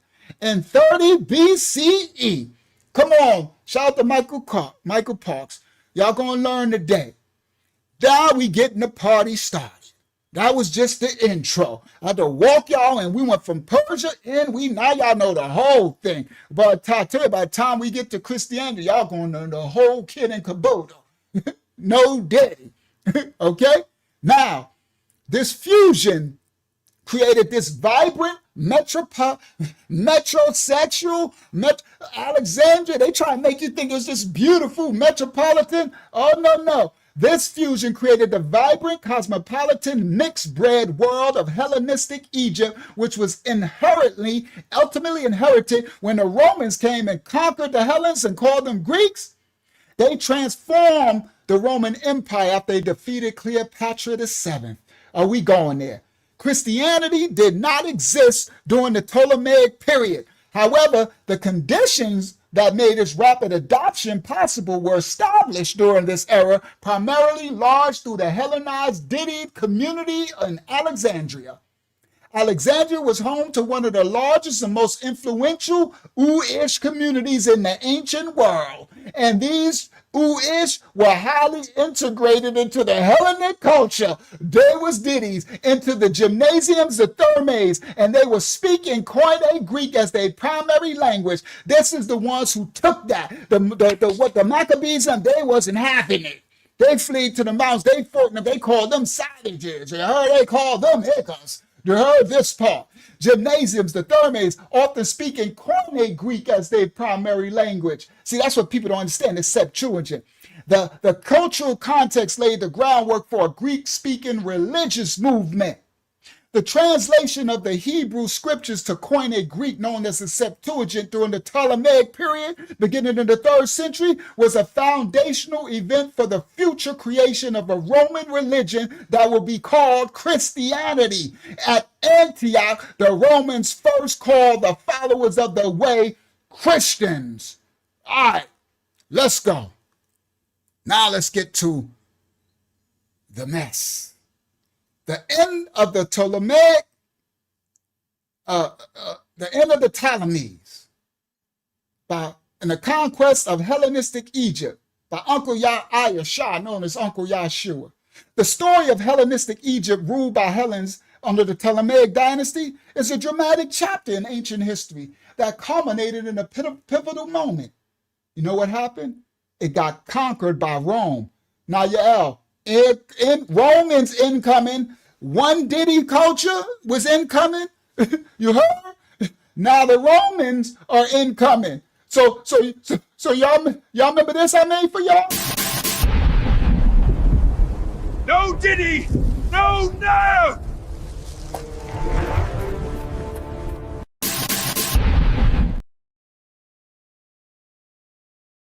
That's what I would have told the Hellenes now. I would have told the Hellenes, I said, oh, y'all thought y'all was the king of the ditties? Oh, these Romans are coming, and y'all ain't got nothing. Diddy ain't got nothing on you Hellenes. I would have said, Hellenes, you better run for your lives. They coming. Boy, this history is crazy work. All right, let's continue. In come The Romans. So the Hellenes, they ran this for almost 400 years. Yeah. All right. The Hellenistic period in Egypt began with Alexander the Hellen, the Ditty, and he conquered in 332 BC, which ended the Persian rule. When Alexander died, his general Ptolemy I, the one who created Serapis, he established the Ptolemaic dynasty, which ruled Egypt and Alexandria for about 300 years, from 305 to 30 BCE. And in come Rome.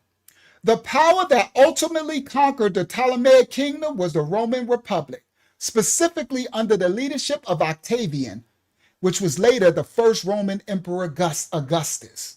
The final years of the Ptolemaic dynasty were defined by its entanglement in Roman civil wars. They did an entanglement, like Jada Pinkett and that little Diddy boy that she entangled herself with, the singer, right?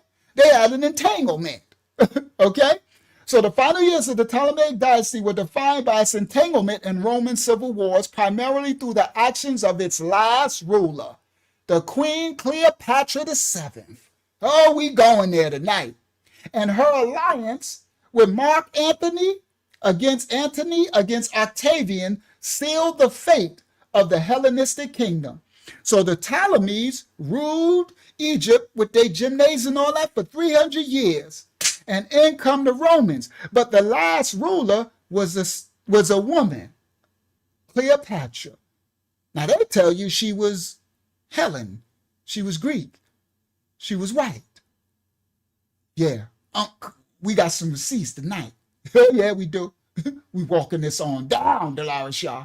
But who was Cleopatra?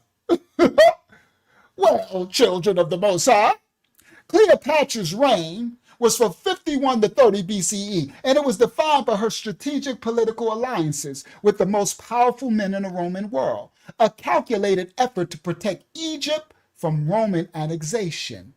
All right, Cleopatra initially ruled jointly with her little brother. Oh yeah, y'all gonna get some understanding tonight. And teach y'all some things y'all didn't know. Y'all know, we break it on down. Cleopatra, at the beginning of her reign, she ruled with her little brother. Her little brother was Ptolemy the 13th, as was the Ptolemaic custom. The Ptolemaic custom was to rule with your family. The brothers and sisters ruled together. But Cleopatra the 7th, the one everybody know about, their relationship with her little brother quickly devolved into a civil war. She didn't get along with her little brother Ptolemy the 13th, and they had a war. She was the first Ptolemaic ruler in 300 years, the whole time they ruled, to actively learn the ancient Kemet Egyptian Demotic language. Everybody listen clearly. This is how they're trying to rewrite history. People couldn't do it when they did that movie Cleopatra and everybody was all, we was kings and she wasn't this. Oh, you know the Most High gonna have me unveil it all. That's why I walked it down. You remember all the blending of the Persians? Remember all the blending of the Hellenes becoming pharaohs and the mixture and admixture? When Cleopatra the 7th came about, she was the first Ptolemaic ruler of all 300 years to learn the Egyptian tongue. Why? Yeah. Oh, it's going down tonight. Oh, yeah. I got something for y'all tonight. Why? Yeah, why? What? Cleopatra. I got some images for y'all in a second. The video is crazy what y'all about to see. I put in that work for y'all. Cleopatra, why out of all the 300 years of all the Ptolemies, all your ancestors, why would you want to know the Egyptian language? In 48 BCE, after being exiled by her brother, her little brother, Ptolemy the 13th, they don't teach y'all the real history. I'm going to teach you. Y'all going to teach you tonight. In 48 BCE, Cleopatra the 7th got exiled by her brother.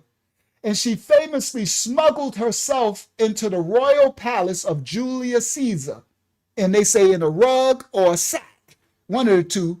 She hid herself and smuggled herself into the Roman Emperor Julius Caesar, the famous Caesar. Yeah.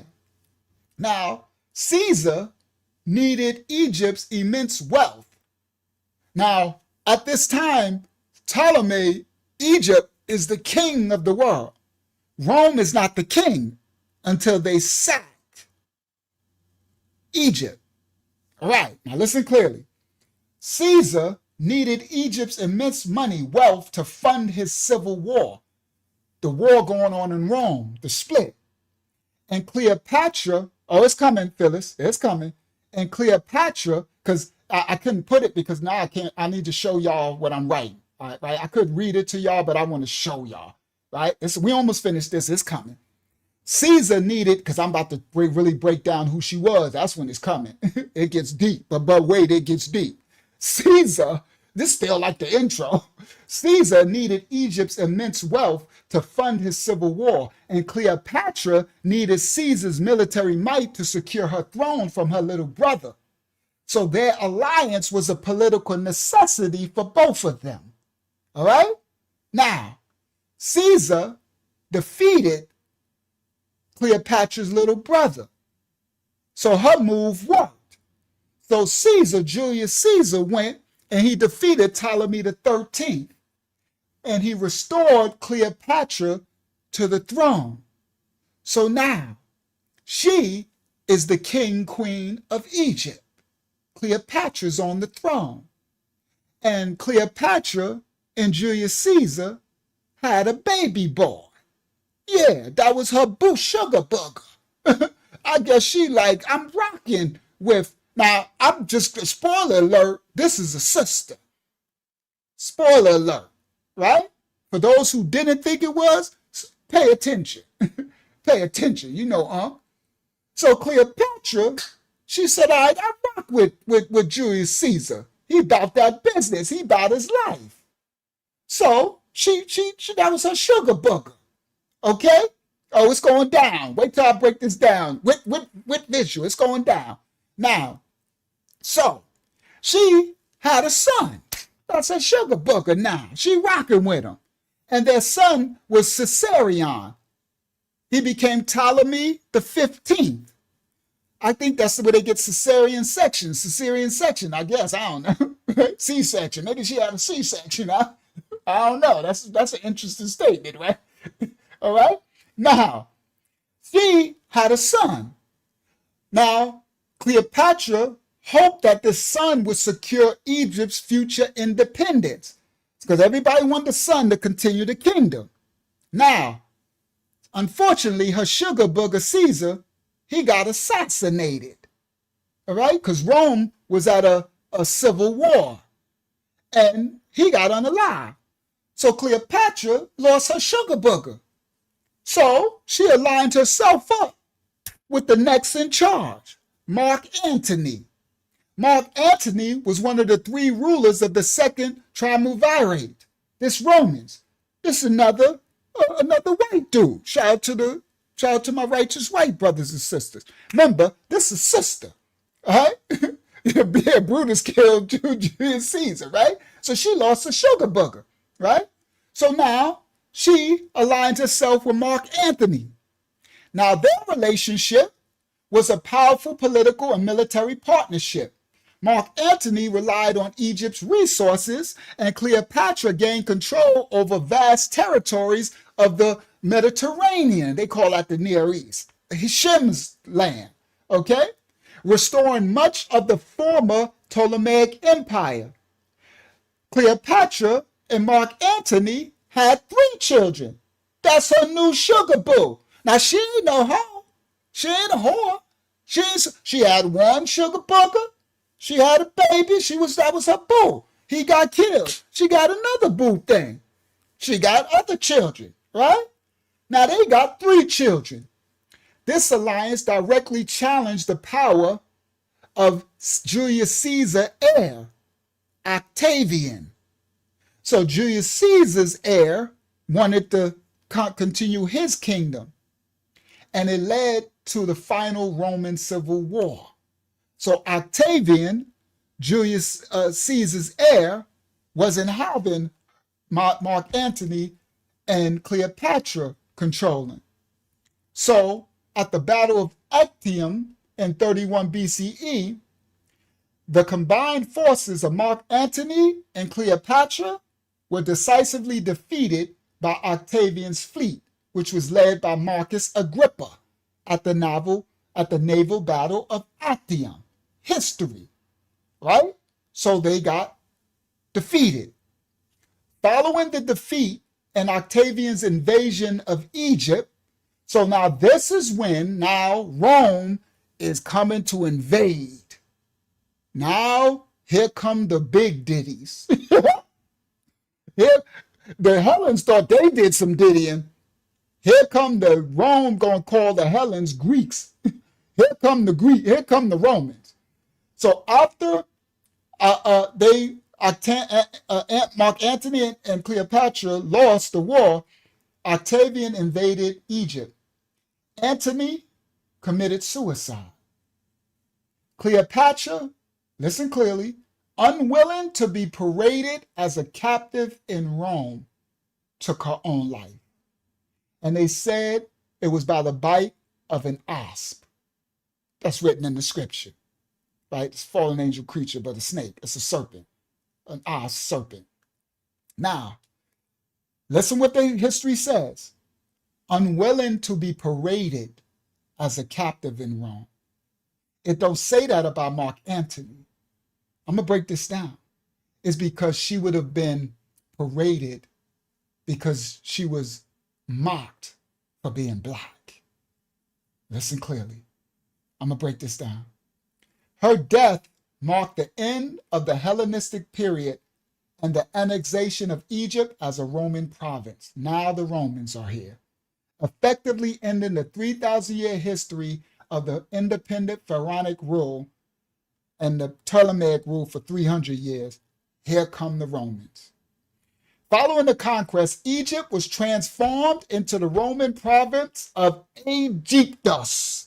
Now it's called Aegyptus, later Egypt. It was treated as the personal domain of the Roman emperor. It was governed by a prefect rather than a proconsul.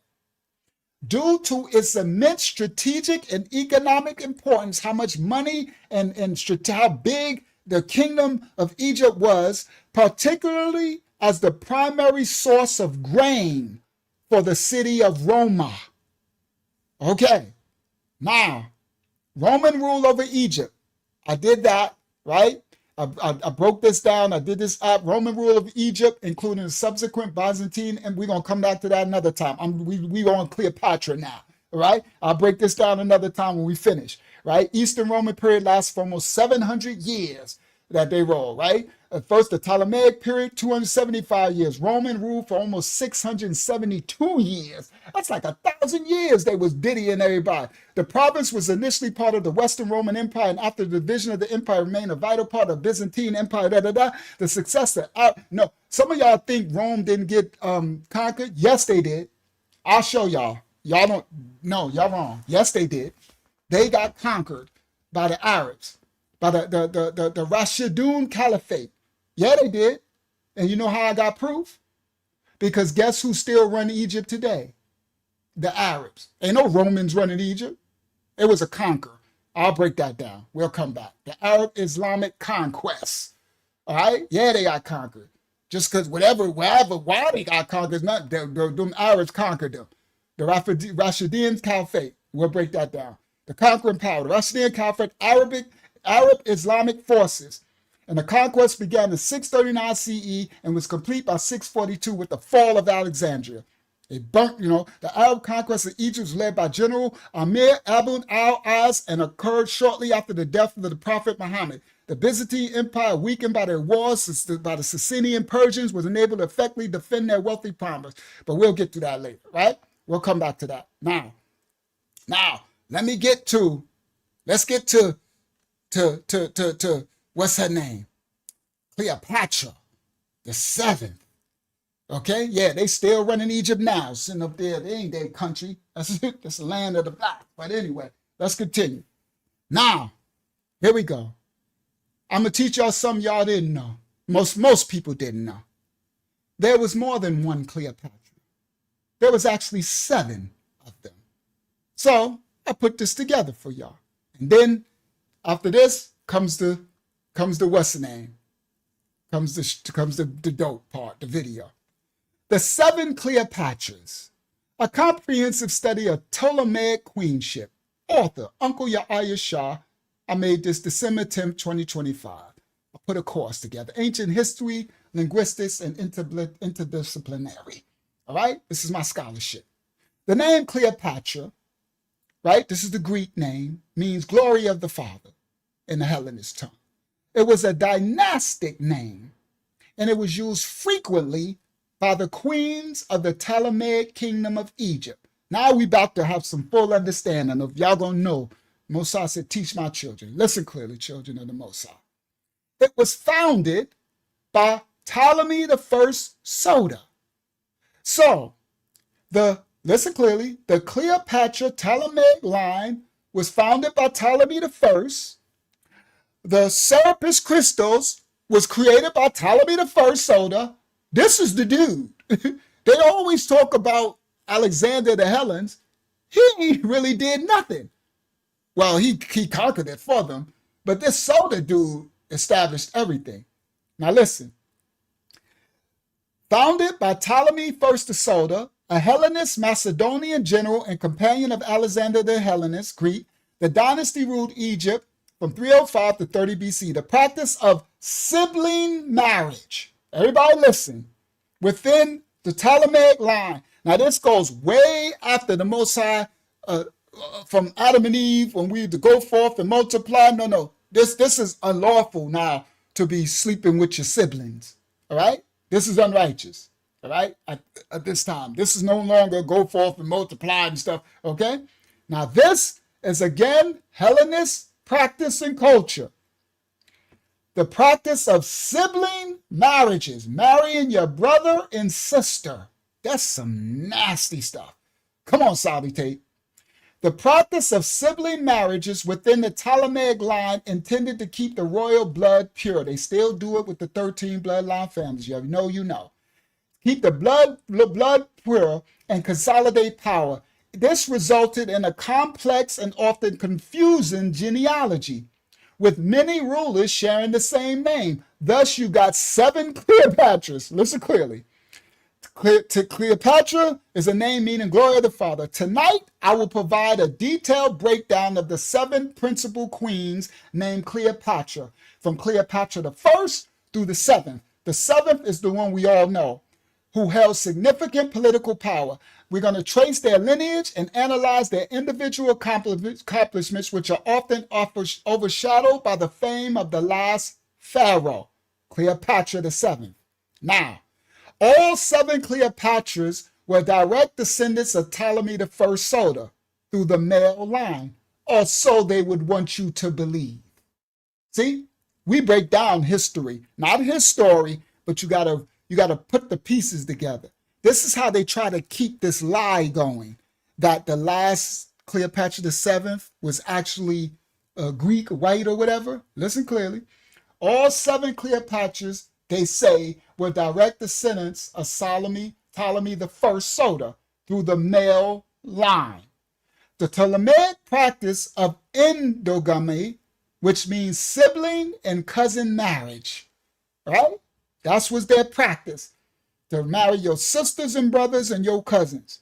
It meant that each subsequent Cleopatra was a descendant of Ptolemy the First through multiple incestuous lines, ensuring their claim to the throne was rooted in the dynasty's founder, Ptolemy the First.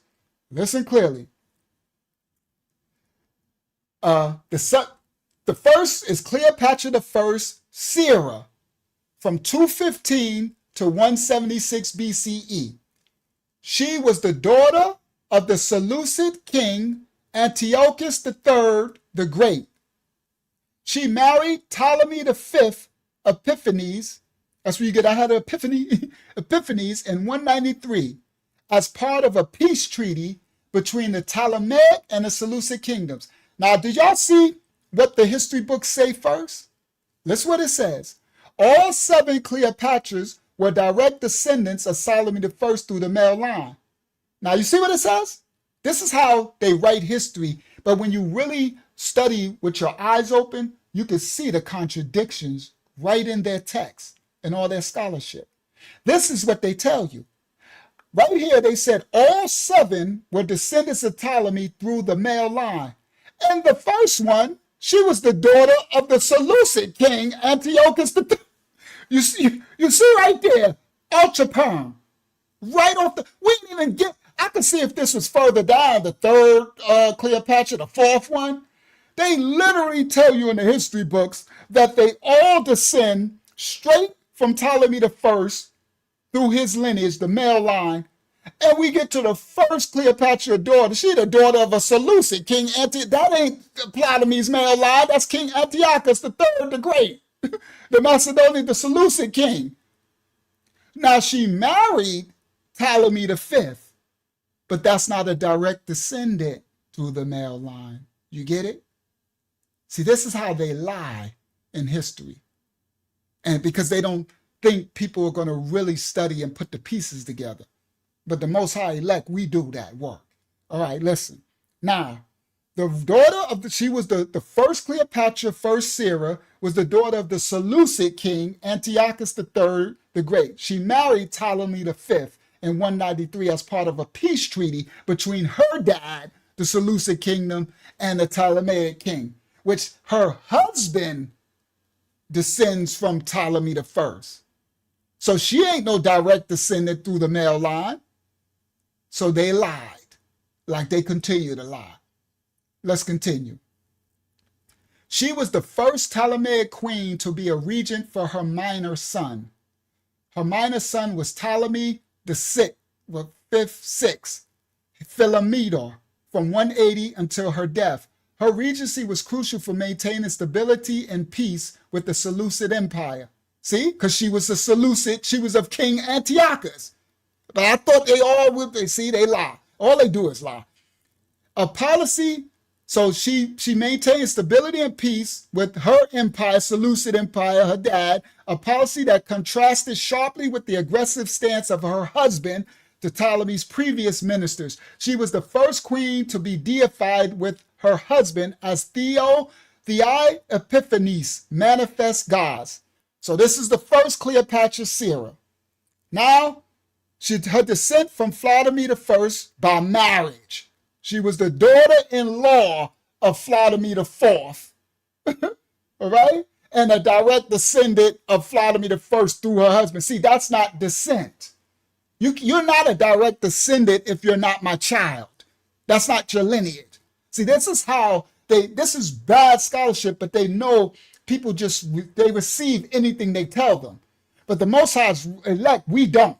We sort, we rightly divide. All right, now listen, now we're on to Cleopatra II. Her identity, she was the sister and wife. I'm sorry, this is some crazy stuff, Saudi tape. She was the sister and wife of Ptolemy IV, Philometor, and later she became the sister and wife of Ptolemy. So she was the sister and wife of both brothers. She smashed and married 2 of her brothers. This is just some crazy. Here go these Hellenistic Greeks.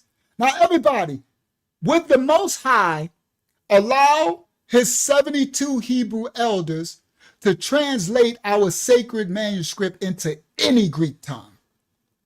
See, this is when you rightly divide, you can see this is what these Christians don't want to see. No, it's all fallen angel, ancestral, incestuous, Diddy culture. Never would he allow to mix the holy with the profane. They did that under Diddy. They were enslaved. It would have never. That's why it's all wicked. That religion, all of it. Now, Cleopatra II was the sister and the wife of Ptolemy IV, and later she was the sister and the wife of Ptolemy VIII, Physicon. She ruled in various co-regencies for over 4 decades. Cleopatra II was a powerful independent ruler. Her reign was marked by a bitter civil war against her brother/husband. This is crazy.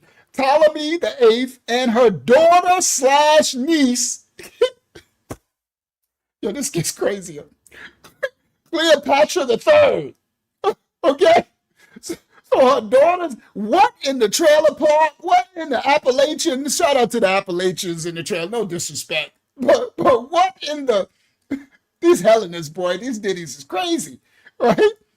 So she had a civil war against her brother/husband, and then her daughter/niece. Okay, let me turn it down just a little bit. Cleopatra III, all right, right there, all right, because I'm probably gonna get a little loud. All right, I'm gonna leave it right here. All right, her daughter/niece, all right there. All right, so now her the Civil War. Okay, hold on. So she had a bitter civil war against her brother/husband, Ptolemy VIII, and her daughter/niece, Cleopatra III. She briefly ruled as the sole queen of Egypt after driving Ptolemy VIII and Cleopatra III out of Alexandria. So she wasn't no joke, right? This civil war was a period of intense political turmoil that destabilized the Egyptian kingdom. She's a direct descendant through her father, Ptolemy V, and her mother, Cleopatra I, because they all related. I mean, okay, so let's continue. Now, we on to Cleopatra III of Eutyches. She was the daughter of Ptolemy IV and Cleopatra II. She married her uncle. Boy, this thing is crazy. What in the come on, Yashala, the Jerry Springer ain't got nothing on these people. She married her uncle, Ptolemy VIII, Physicon, who had previously married her mother. I'm telling you, this part is fun. And after this, we get into the video. It's dope, right? So this I was like, this is crazy work. And I'm putting all this together. I said, this is insane. Okay. Therefore, they don't let us know about no other Cleopatras, right? We only hear about one. That's Cleopatra VII, because they don't want y'all to know all this stuff, right? So she married her uncle, Ptolemy VIII, who had previously married her mama. She ruled for nearly 40 years, a longevity second only to her mother, Cleopatra II. She was known for her ruthless political maneuvering, particularly against her own sons. She was known for her ruthless political move. They was killing their own son, like what's the name? Jezebel's daughter, right? Maneuvering particularly against her own sons, Ptolemy IV, Lathros, and Ptolemy X, Alexander I, all her sons, who she alternately installed and deposed from the throne to maintain her power. So she put her sons on the throne and then unalived them. And these people are nasty. She was a formidable political operator who effectively controlled the throne of Egypt for decades. She was a direct descendant through both her father, Ptolemy IV, and her mother, Cleopatra II. Now you got Cleopatra IV.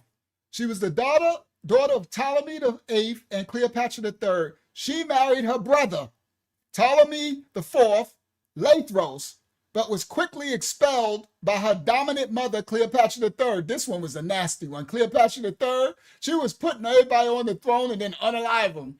So she married her brother, and she was quickly expelled by Cleopatra III. After she was expelled from Egypt, she demonstrated significant political ambition by raising an army in Cyprus, and then she married the Seleucid king Antiochus IV, Caesius, whatever. This move highlights the interdynastic politics of the Hellenistic world, which become the Greeks, where Ptolemaic princesses were used to forge alliances with other successor kingdoms. She is a direct descendant through both her father and her mother. All right, now we got Cleopatra V, Tryphonea.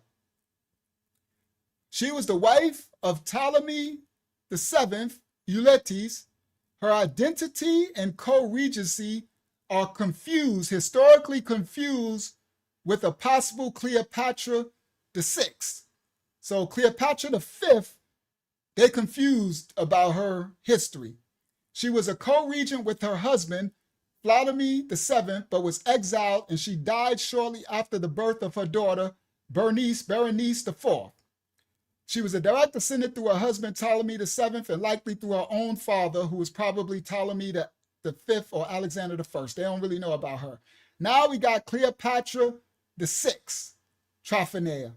Her existence is debated in its history. The existence of a distinct Cleopatra the sixth is debated among modern historians. She is often considered to be the same person as Cleopatra the fifth, this one. So they mix these two up. Some ancient sources suggest a separate daughter of Ptolemy VII who briefly ruled with Berenice IV after Ptolemy VII's exile, but this is not widely accepted. If she existed as a separate person, her role was a brief minor co-regency. Her primary significance is the confusion that she introduces in the numbering of the Cleopatra. So her only significance is that they're confused about who she is. They mix her with the fifth. The sixth and the fifth gets mixed up, which is why the next queen is definitively numbered the seventh. She's supposed to be a direct descendant through her father, so they're confused about her. Now we on to the Cleopatra everybody know about. Cleopatra, you know they had some issues in their chromosomes. You know these people is nothing but ultra-perm mess in their genetics. Cleopatra the seventh, Thea Philippator, the daughter of Ptolemy VII, Euletes. She was the last active ruler of the Ptolemaic kingdom. She ruled for 21 years. This our Cleopatra. Everybody listen. This is the one. 21 years she ruled. She was the daughter of Ptolemy VII. Known for her exceptional political acumen, her linguistic skills, she was the first Ptolemy to learn Egyptian. Why? This keeps coming up. Why was she the only one to learn Egyptian? Everybody. They say they don't know who her mama is. They say they go back, they don't even know who her grandmama is. Conveniently, they got everybody else, but this one, we'll know who her mama is or who her grandmama is. We just know she white. She Greek. Listen clearly. Now, she's known for her strategic alliances with Julius Caesar and Mark Antony. She fought to preserve Egypt's independence against the rising power of Rome, ultimately failing at the Battle of Actium, which led to the Roman annexation of Egypt, Roman conquering it. She descends from Ptolemy I, a direct descendant through her father, Ptolemy VII, and no mention of her mama. The following table summarizes, I break down the Cleopatras in my table. It's all good. All right. The seventh, strategic alliances, Caesar. Her life marked the end of the Hellenistic age. The primary question remains, why does Cleopatra VII, Thea Philippator, overshadow all the other six Cleopatras in popular history and cultural memory? The answer lies in the unique confluence of historical time and geometrical significance and the enduring power of the Roman propaganda, the end of an era. Cleopatra VII was the last active pharaoh of Egypt and the final ruler of the Ptolemaic dynasty. Her defeat and subsequent suicide in 30 BCE marked the end of the Hellenistic age and the transformation of Egypt into a Roman province. The definitive historical endpoint imbues her life with a tragic epoch-making significance. Unlike earlier Cleopatras, whose political struggles were largely internal to the Ptolemaic kingdom, Cleopatra's the seventh's life was inextricably linked to the most powerful men of the Roman world, Julius Caesar and Mark Antony. Her strategic alliances were not minor Hellenistic kings, but with the figures who were actively shaping the future of the Mediterranean, the Anatolian kingdoms, right? Crete and all the area. The direct involvement in two major Roman civil wars, Caesar versus Pompey and Octavius versus Antony, guaranteed her a central dramatic role. The most significant factor in her enduring fame is the, all right, we don't got to go through that, right? Yes, we do. Yes, we do, because it makes sense. All right. The most significant factor in her enduring fame is the Octavian Augustan propaganda that followed her defeat. Everybody listen. Octavian, who later became Emperor Augustus, needed to justify his war against a fellow Roman, Mark Antony. He did this by demonizing Cleopatra. Everybody, portraying her not as a brilliant political leader, but as an exotic, seductive, and dangerous Eastern temptress who had corrupted a noble Roman general. Everybody, he mocked her as black, as an Igor, that Mark Antony slept with this Igor and wants this Igor to be marked with the Roman kingdom. That's how he justified his war. All through history, they ridiculed Cleopatra. Everybody. None happened to none of the others. Okay? And the others, listen, slept with the Seleucid Empire. Right? Right? Now, the image of Cleopatra as a lascivious, like they call a whore, indulgent temptress who focused on usurping the power of the elite Roman men was dominant after Augustan propaganda. This narrative, designed to assert Roman moral and political superiority, was highly effective and became the foundation for nearly all subsequent Western portrayals of the queen. So after this, all portrayals of her was this like they did with all the black women of popular black queens, and they made them like they were whores and all this stuff, right? The Roman narrative was amplified and immortalized by later writers and artists, most notably Plutarch, whose parallel lives serves as a primary source for Shakespeare. William Shakespeare and Antony and Cleopatra. These works cemented her image as a tragic, romantic, and powerful figure, transforming her from a historical queen into a cultural archetype, the ultimate femme fatale. We going somewhere. I'm going to show you images. Her predecessors, whose political achievements were significant but lacked this dramatic Roman-centric narrative, were relegated to the footnotes of history. Now, here we go. Let's get started. Because I can go through, I'm going to do that next time. We go to Egypt under Roman rule and Roman. Here we go. Now I get to the video. Let's go. Now Will you I get put to the my comments back. back on screen? Thank you. Comments on screen. Stop share. I need to break all that down. It took longer than I thought, but it's okay. It's only 11:30. It's Friday night. Get your snacks up. Let's go. Let's go. Now, we're 2 hours in. Get my backdrop. Let me see which one it is. It's this one. Let me click it. Where I put it. Where I put you. Right there. Get my backdrop up. Come back to y'all. Bang. Share screen. Cleopatra. Share. Full screen. Here we go. Copyright disclaimers. Well, I ain't got no copyright disclaimers. Let's go. Now we're about to find out who she really was. Who really was this Cleopatra? Here go the backdrop. All right. Now, everybody. As I get started. Clear my throat. Let me drink me a little bit of water. Oh, this water been sitting here for a long time. I'm not about to drink that. Could y'all give me some water, please? Some water. All right. They hid Cleopatra's identity. They lied to us. They lied to us all. They lied in the textbooks. They lied in the movies. Let me see where my volume at. I could turn it up some, because I ain't going to yell now. They lied to us all. They lied in the textbooks. They lied in the movies.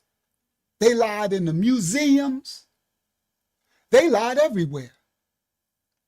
For centuries, they've been selling us a polished, whited out skinned image of Cleopatra. They've been showing us an image of Cleopatra, right? All of us, as this dainty European Greek beauty. They show her lounging on a throne beside the Nile. They want us to believe that Egypt's last great queen looked more like Elizabeth Taylor than anything remotely African. But tonight we're going to break down the truth. They don't want you to know Cleopatra was not fully Greek, and Rome knew it. Her story didn't start in a marble palace in Greece. She wasn't born in Greece and Macedonia. It didn't unfold in some snowy European empire. Cleopatra VII, her story unfolded in ancient Kemet, Africa, on African soil, in the heart of a Black civilization that had been building kingdoms, writing laws, and studying fallen angels and the stars for centuries, while Europe was still figuring out how to bathe. No disrespect, it just is what it is. Cleopatra was the product of that world, the seventh. That's why she learned Egyptian. She was a product of a world that stretched from Nubia to the Mediterranean, from Kush all the way to Egypt. And the deeper you dig, the more European fantasy falls apart. The deeper you pull back the layers, the whitewashing falls apart. But tonight we're going to start with the obvious. Cleopatra was born and raised in Egypt, not Athens, not Rome, not Macedon. And Egypt was never a European land. It was a Black African civilization that had flourished for thousands of years. Its queens and kings were depicted with brown skin, braided hair, and features that mirrored the people of the Nile Valley and Nubia to the south. The dynasty that Cleopatra VII was born into, the Ptolemies, they came from Macedonia. That is true. But here's what they don't teach us. Here's what they conveniently erase out of history. After more than 250 years of the Ptolemies being in Africa, in Egypt, they weren't the same people who first stepped off those ships with Alexander when Ptolemy I set it up. You're talking almost 300 years later of them mixing and mingling. Now y'all understand why I started this off with the Persians mixing, syncretizing the cultures and the religions, Darius, and then Alexander becoming the pharaoh, the Ptolemies, all the mixture. Now, by the time Cleopatra VII, this is 250 years of mixing and mingling and intermarrying. They had been blended with the Egyptian elite. They adopted the local customs, the rituals, the rites. They were pharaohs and all it, right? And some had openly allied themselves with Nubian and Ethiopian royalty. Understand, these Ptolemies, they was mixing in their children outside of ancient Egypt, Kemet, in Nubia and Kush, Ethiopian royalty. See, this is the part that they whitewash out of history, Saudi Tate. See, these Black kingdom right up river from Egypt, right along the Nile. Cleopatra VII herself was a product of that mixing, and likely far more Afro than Eurocentric.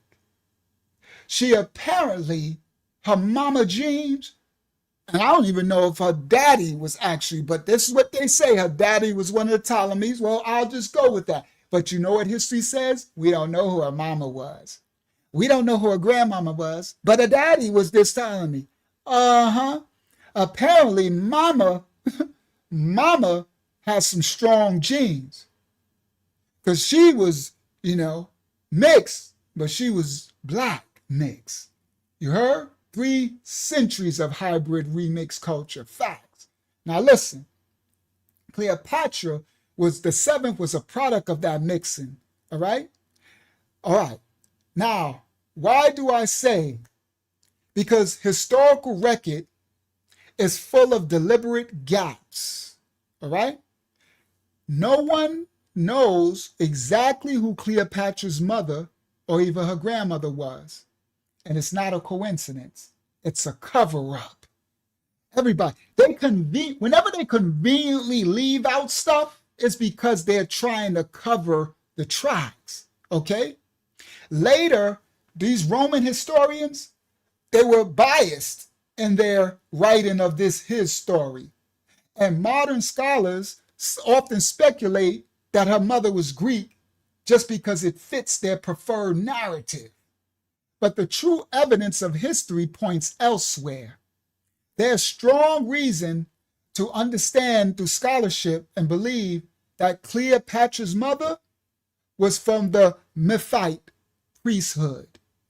The Memphite priesthood, an elite Egyptian priestly family that has strong Nubian ancestry deeply tied to the temples of Pharaoh. Okay, once you go through the real full scholarship and go back to the ancient texts and look at the reliefs and the hieroglyphs, it points back to her mom being from the ancient Memphite priesthood. Others argue that she may have been a royal from Myra, the capital of Kush, of modern-day Sudan. They say that she was, right, a kingdom that rivaled Egypt in wealth and power and was known for its black queens, the Candaces. Now, some say her mother was a royal from the capital of Kush, right? Now, either options means Cleopatra's bloodline had a strong root, African root, not just of Greek, of European. Either option. Now, here's the kicker. Even the Romans who fought her, they knew this. That's why all through history, the Romans, Augustus, all of them, they had a smear campaign. And the smear campaign that they pushed against Cleopatra VII was drenched in all racist language. Roman writers called her barbarian. They called her a savage. They called her foreign. They mocked her darker complexion and non-Roman features.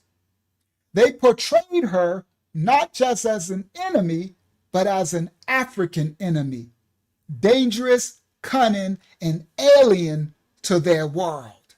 That's why this Cleopatra stood out when nobody knew about none of the other Cleopatras. Okay? This is why. Now, this is why she's the only one out of 300 years of all the Ptolemies to be immersed in Egyptian tongue. She learned her culture, speak it fluently.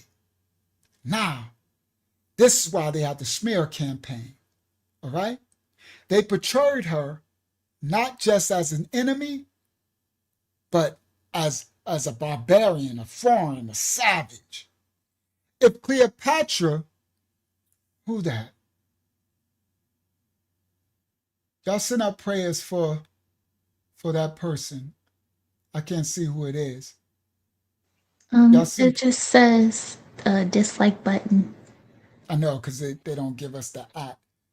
We sending out prayers for you, child of the Most High.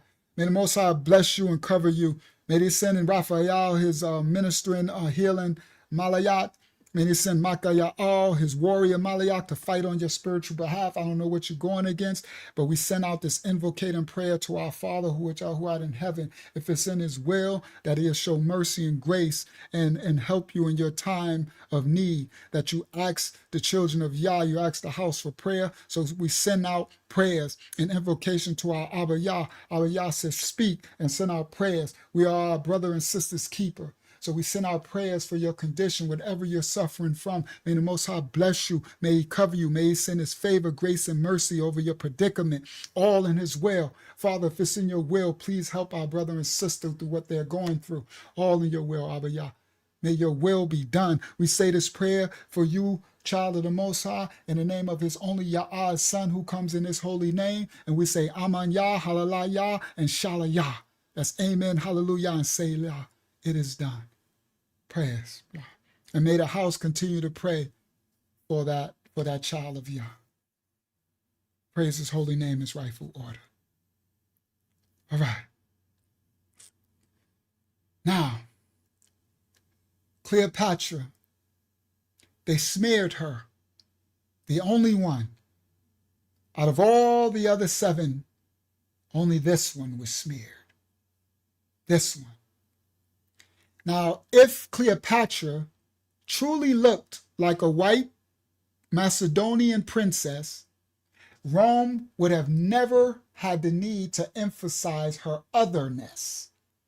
All the smear campaign, they talked about how different she was from them. They did this over and over again because they weren't fighting against a European queen. They were fighting against a black African monarch who had the power to challenge their whole empire. But this is just the surface. Because Cleopatra VII's African roots weren't just in her blood, they were in her politics, in her alliances, and the world that she fought for. And once you follow the steps, the traces to these roots, the myth of this whited out Cleopatra will collapse completely. To understand who Cleopatra really was, you have to stop looking at her through the Roman ditty eyes and start seeing her through the land that shaped her, the Nile Valley. Because Cleopatra wasn't just born in Africa, she was actually Africa's daughter. And everything about her reign, she made sure to manifest and reflect that. We're going to start with her lineage, the Ptolemies. The Ptolemies who ruled Egypt after Alexander the Hellenistic Greek. They weren't some isolated foreign elite living alone above the people. No, the Ptolemies were forced to adapt and mix and syncretize over generations. They married into Egyptian priestly families to legitimize their rule. They became pharaohs. That's why I broke all of that down. The Persians did it all that. So these new modern scholars try to whitewash and make you think, no, the Ptolemies kept their stuff. No, they didn't. It was a complete admixture from the beginning when when Alexander became a pharaoh right from the rip, when he did sacrifices to Osiris and Isis, when Ptolemy the First Soda created Serapis Christos from Osiris and the Apis bull, the ancient Egyptians. They were completely immersed and admixed into the ancient Kemet culture. They married ancient Kemet priestly families to legitimize their rule. They adopted Egyptian religion. They spoke the Egyptian language and performed ancient Nile Valley rituals. By 250 years later, by the time Cleopatra VII came, the Ptolemaic dynasty had been African for almost 300 years. Cleopatra VII herself was the first of her whole line to speak the Egyptian language.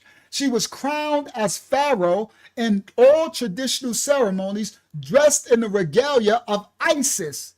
She portrayed herself as the living embodiment of the goddess Isis, not Athena, not Aphrodite.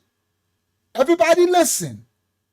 She was the only one of all the Cleopatras to portray herself as the living embodiment of the Nile Valley ancient Kemet goddess Isis.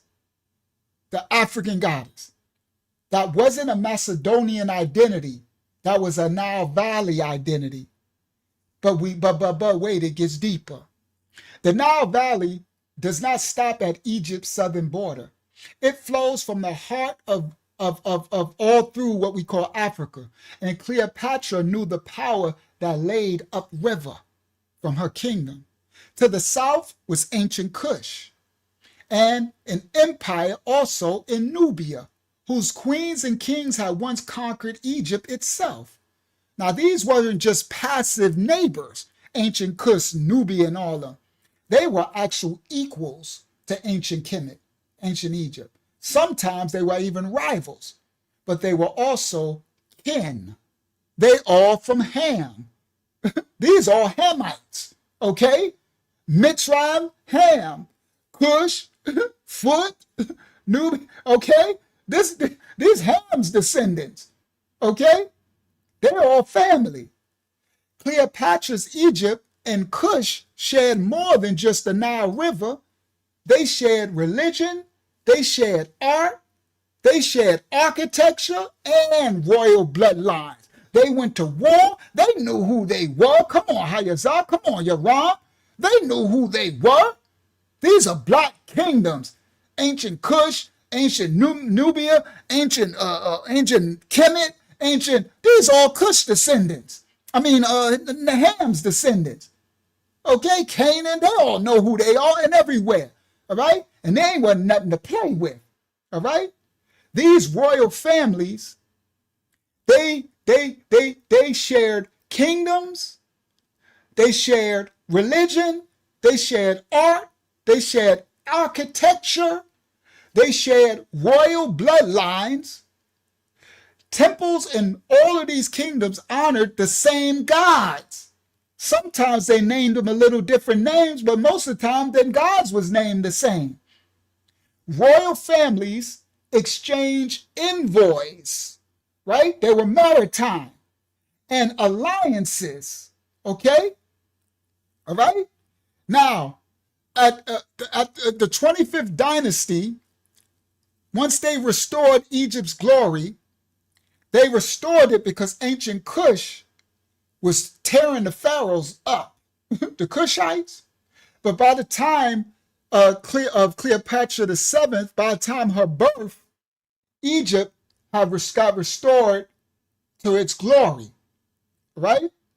So the dynasty was led by kings like King Pa and Tahara. It was unmistakably black, depicted in the statues with dark skin and Nubian features. This was the world that Cleopatra VII was born into and inherited. It was all of these kings. We got the hieroglyphs, you got the statues, you got the tombs. This is a world where Nubia wasn't no distant land. Nubia was part of the same civilizational ecosystem. And Cleopatra VII didn't just acknowledge that, she actually leaned into it. That's why Roman Octavian and them had to smear her name against the Romans, for the Romans, against her, calling her savage and all this. Because she didn't just acknowledge her ancestors, she went to them. She did merges with them. Archaeological evidence shows close ties between her court and the priesthood of the southern temples of Nubia. Ancient records speak of trade routes connecting Queen Cleopatra VII capital in Alexandria to the Merowe's wealth of gold, iron, and war elephants. Okay? It spoke of diplomatic exchanges that it saw Cleopatra mixing with Kushite queens, okay, and foreign, not as foreign monarchs, but sisters in sovereignty. There was Kushite queens, there was Nubian queens, and Cleopatra VII was shown to go and eat and sup with them and bring gifts. See, this is the part of history that they write out, guys, in the whitewashing. This is what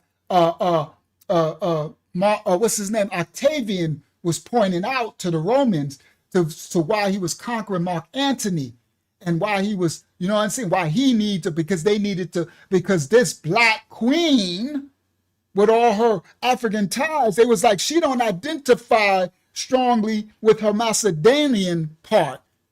If she had some, you know, I'm just going off, you know, we got to do scholarship. I'll give it that her dad was a Ptolemaic, but her mom wasn't, and she identified with that part.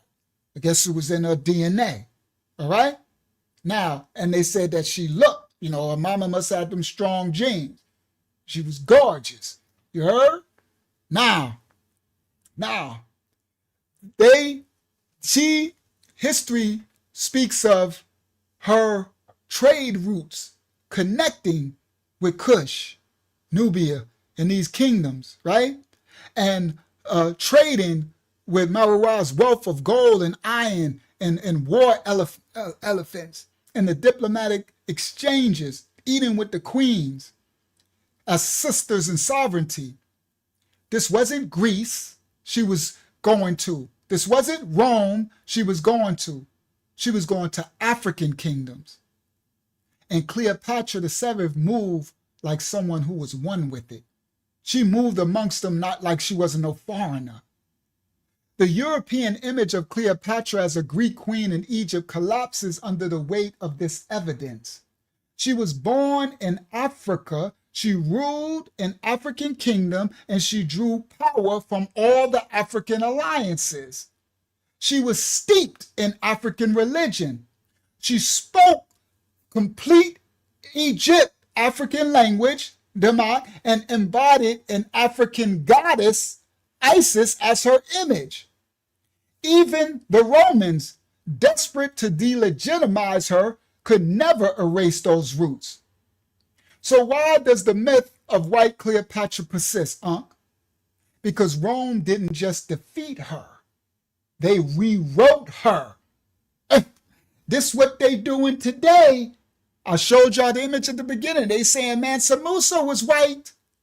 See, guys, if we can see them doing it today, it's just imagine what they did. So if they making Mansa Musa white today, imagine what the people 300 years from now are going to say he was.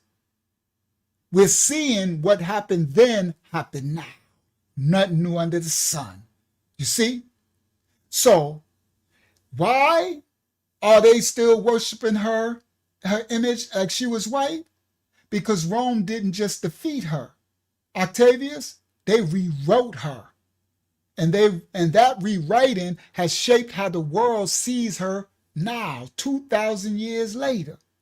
But the truth of the Most High, the truth refuses to stay buried, because it's carved in the temple walls, it's sealed in the hieroglyphs, it was preserved in the frescoes, it's preserved in the coinage, it's whispered in the bloodlines of Nubia and ancient Kemet. And once you start following the clues, once you start putting the pieces to the puzzle together, that European fairy tale unravels fast.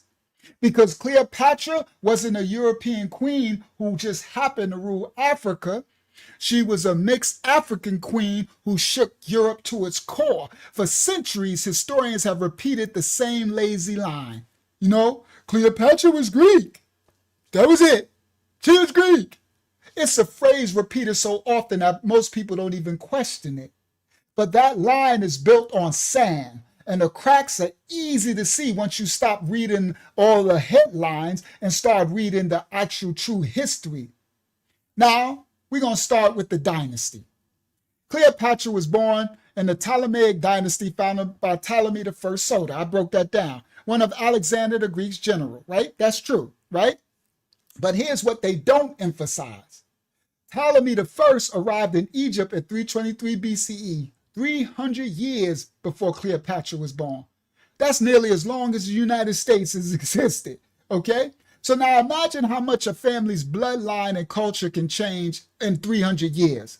especially when they're ruling in a powerful African kingdom that they allowed to keep their practices and their culture and their religion and their temples and everything, right?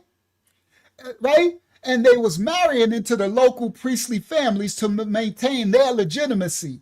Ancient Egypt wasn't some isolated nation state. It was part of a deeply connected Nile Valley civilization that stretched far south into Nubia and Kush. See, those southern kingdoms were not just neighbors, they were relatives. Egypt and Nubia shared the same gods, the same rituals, the same language elements, and royal bloodlines.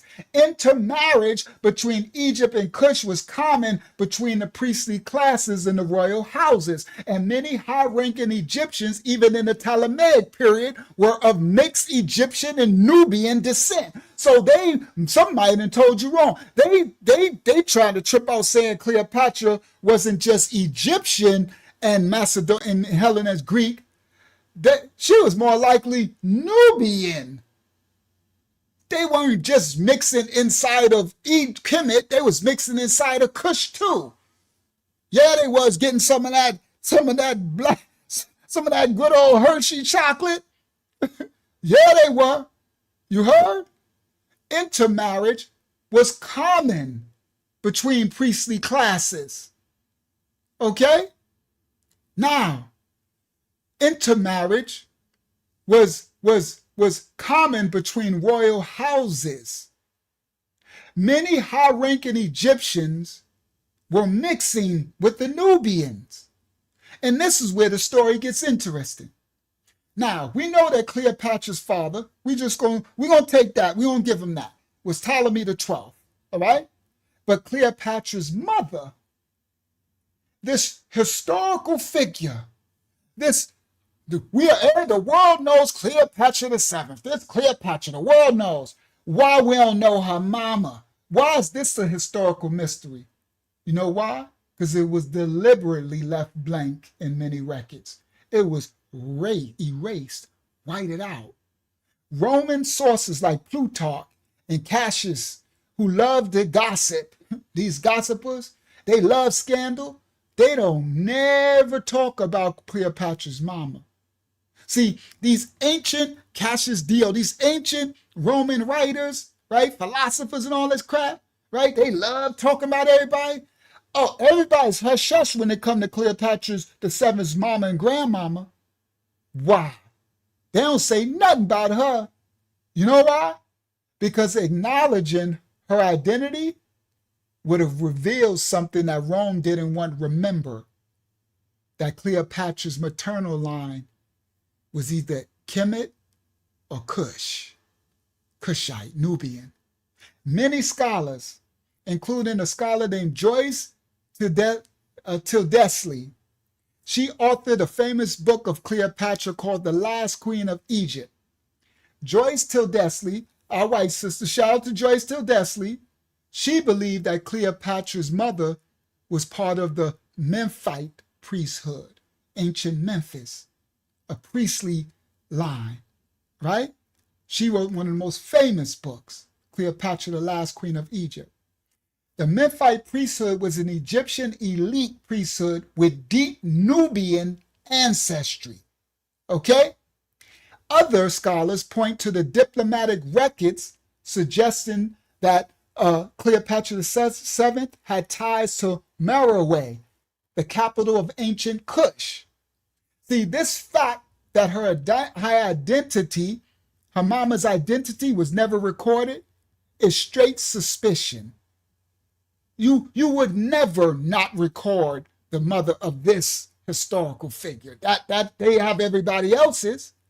See, once you track these dynasties, they track in history, the Hellenes and the Romans track the dynasty lineage obsessively. That all through history. The only time that something ain't shown is when there was something that they wanted erased. But there's another detail that most people never hear about. Cleopatra's grandmama is another mystery. Okay? Another mystery. You're welcome, Miss She. You're welcome. Thank our Father. And praise Yah, I do the work he tell me to do. Another one is her grandmother. It's a mystery.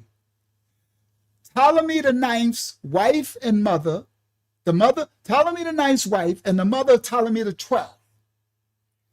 Cleopatra's father was never named. See, there's a lot of holes in this story that they conveniently whitewash over and leave out. It's a lot of holes in this fabric. All right? Once again, scholars just quietly speculate that she was Macedonian, Greek, but they never, or they'll say she was Egyptian, but they rarely say what that really means. Her grandmother and her mama could have been a woman of Black of African heritage from the priestly or royal families of southern Egypt or Nubia. Two missing women, Cleopatra's grandmother and her mother, leave half of Cleopatra's lineage undocumented. Yet the historians will confidently tell you she's Greek. See, guys, this is bad scholarship. This is lie from the lake of fire. This is whitewash. This is they diddy in the history again. You heard? You can't linguistically, archaeologically, whatever you call historically, validate that she was Greek if half of her lineage is missing. You can't. It's undocumented. But they'll confidently say she's Greek. That's not scholarship. That's not scholarship. Now, there's more evidence hidden in plain sight. Here you go. Cleopatra VII didn't just rule Egypt. She embodied it. She was the first Ptolemaic monarch to speak Egyptian fluently, a language of the Nile Valley, right? She performed ceremonies as she was Isis incarnate. She took on the image and said she was Isis. Isis was the African goddess whose imagery originated in ancient Nubia. She embraced Egyptian religion and imagery so completely that the Egyptian priests described her as the daughter of Ra and the flesh of Isis. This is the part they leave out, children of the Most High. Out of all the history, you got to study to show yourself approved. The Egyptian priests of ancient Kemet, of Helen, Egypt, described her, Cleopatra VII, as the daughter of Ra and the flesh of Isis, Amun-Ra, the sun god. Now that ain't no European queen dabbling in no foreign customs. That's a queen who was one with the land that she ruled. Even the art and inscriptions from her reign tell a story that mainstream historians conveniently avoid. Let me take a drink really quick.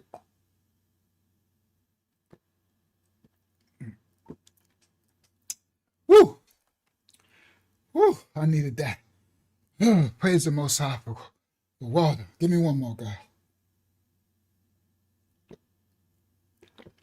Oh, man. Because, I'll be talking for hours straight. My throat is seized up doing the Most High's work. All right, let's continue.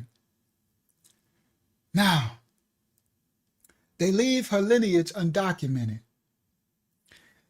There's evidence in plain sight. She embodied Egypt. She was the first Ptolemaic monarch to speak Egyptian fluently. She performed ceremonies as she was Isis incarnate. She embraced the Egyptian religion and imagery so completely that the priests described her as the daughter of Ra and the flesh of Isis.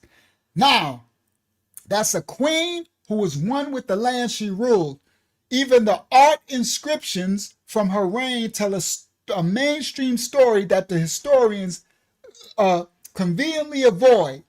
Statues in her temple reliefs depict Cleopatra VII show features that align with African physiognomy,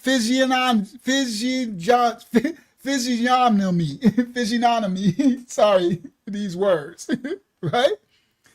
That it depicts her physical characteristics as having a broader nose, fuller lips, and brown skin tones.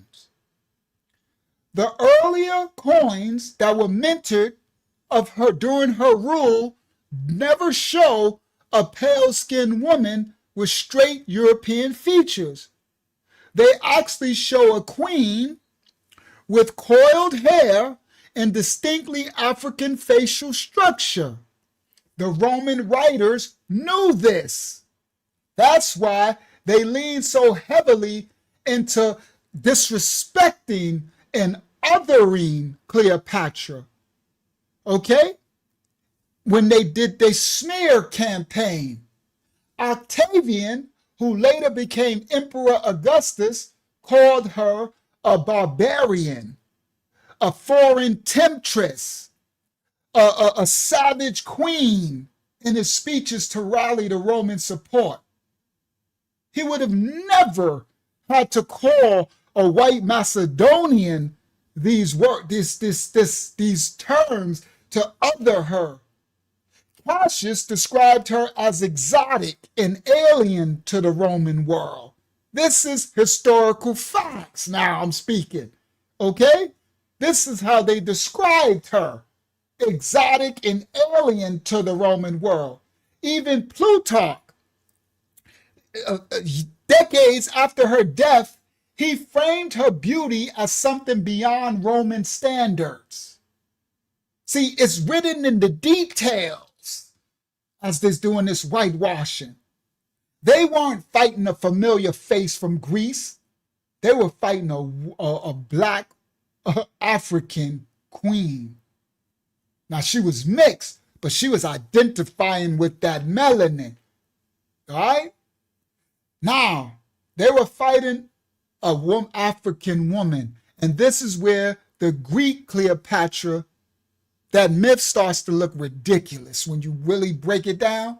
Because if Cleopatra truly looked like a white Macedonian noblewoman, then why did Rome have to go to such length to racialize her? Why would the emphasis on her foreignness be proclaimed so much?